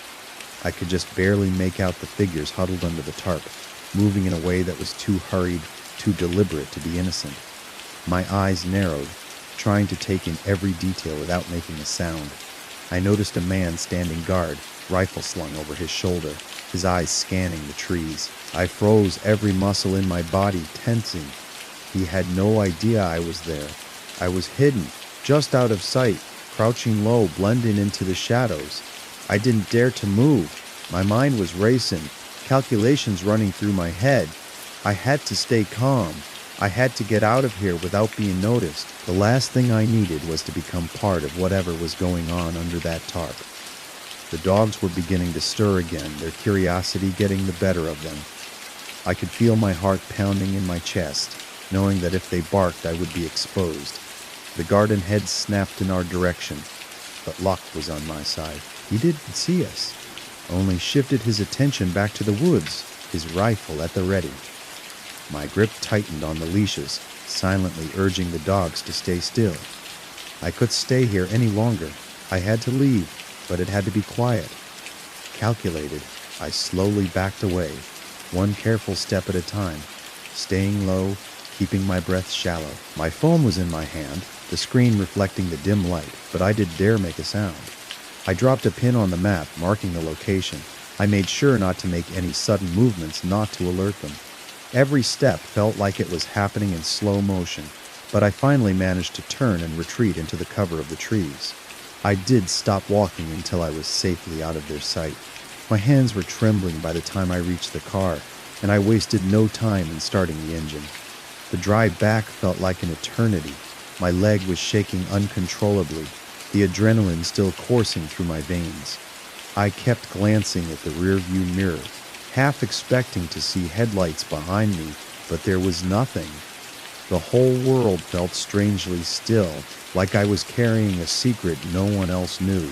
My thoughts were consumed by what I had just witnessed. I knew what I had found, but I also knew I could stay silent about it. The fear that had gripped me in the moment lingered, but I pushed it aside. There was no time for hesitation. As soon as I reached home, I grabbed my phone, making the call to the sheriff's.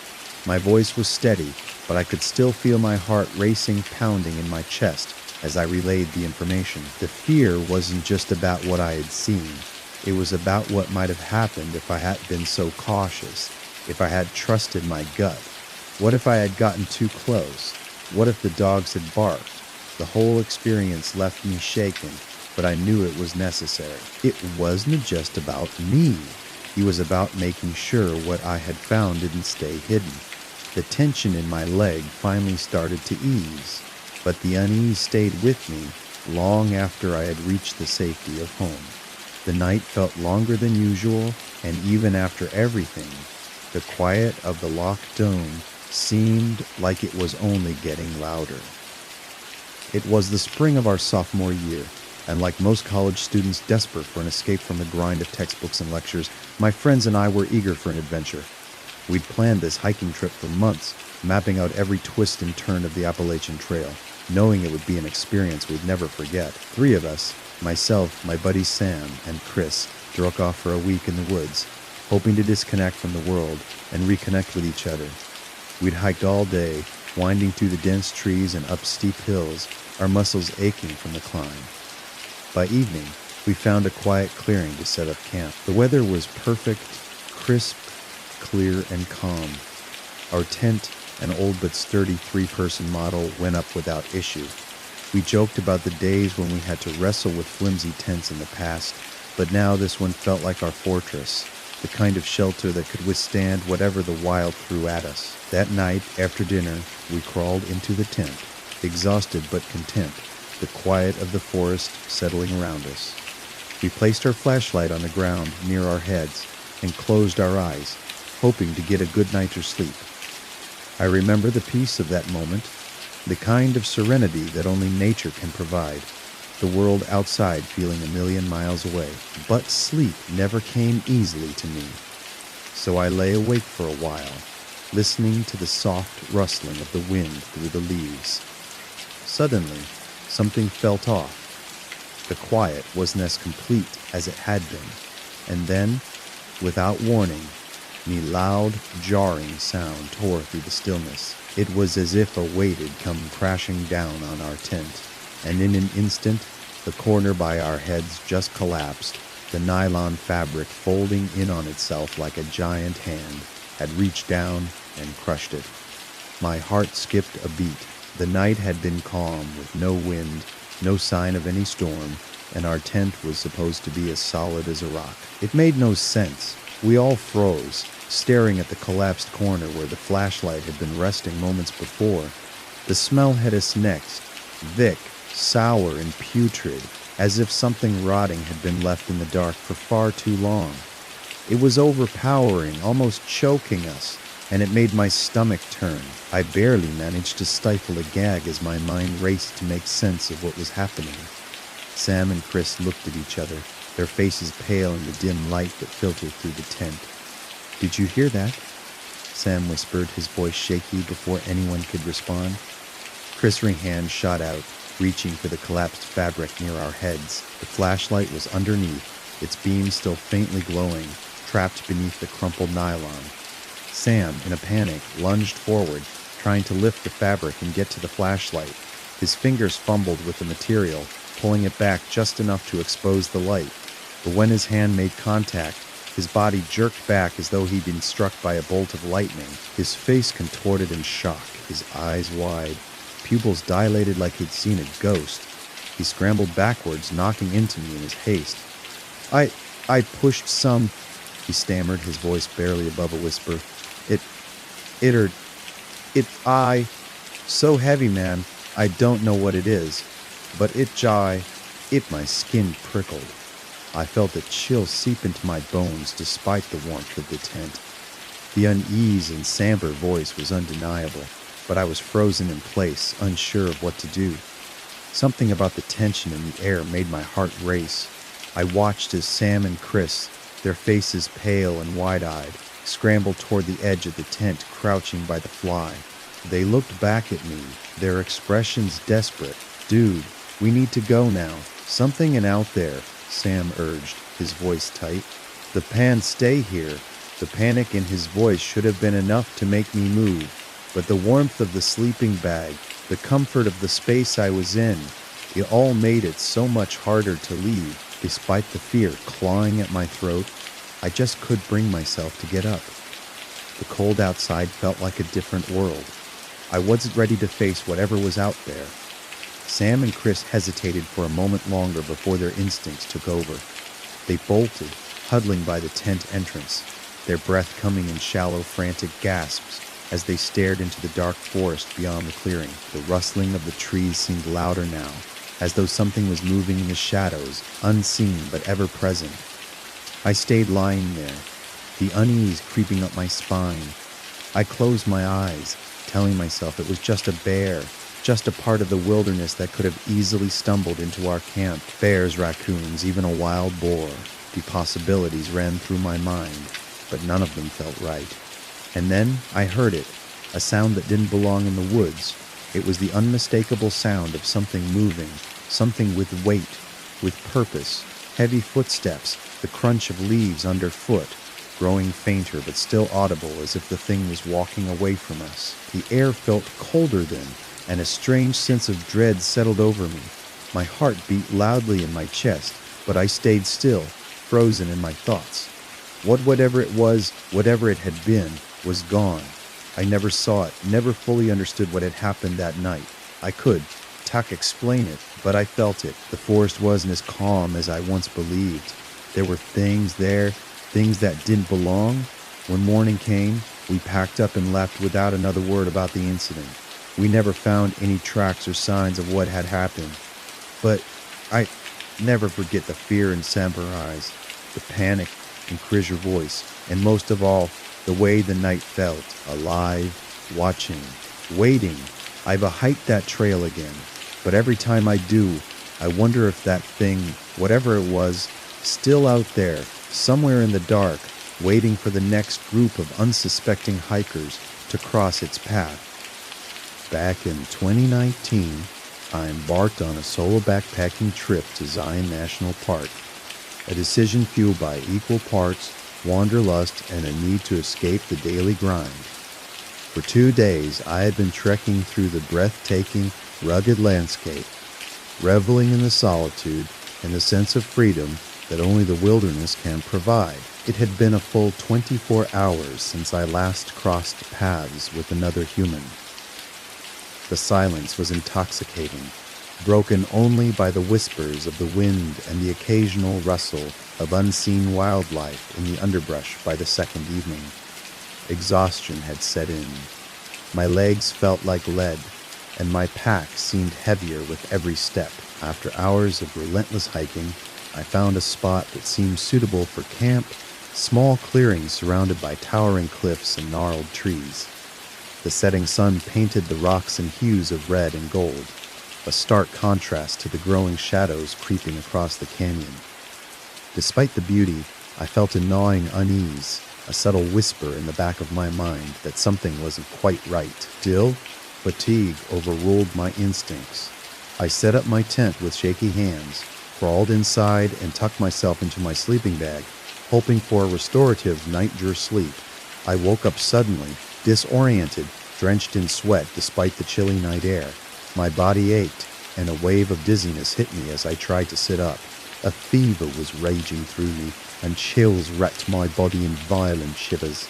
Panic bubbled up as I checked my watch, just past midnight.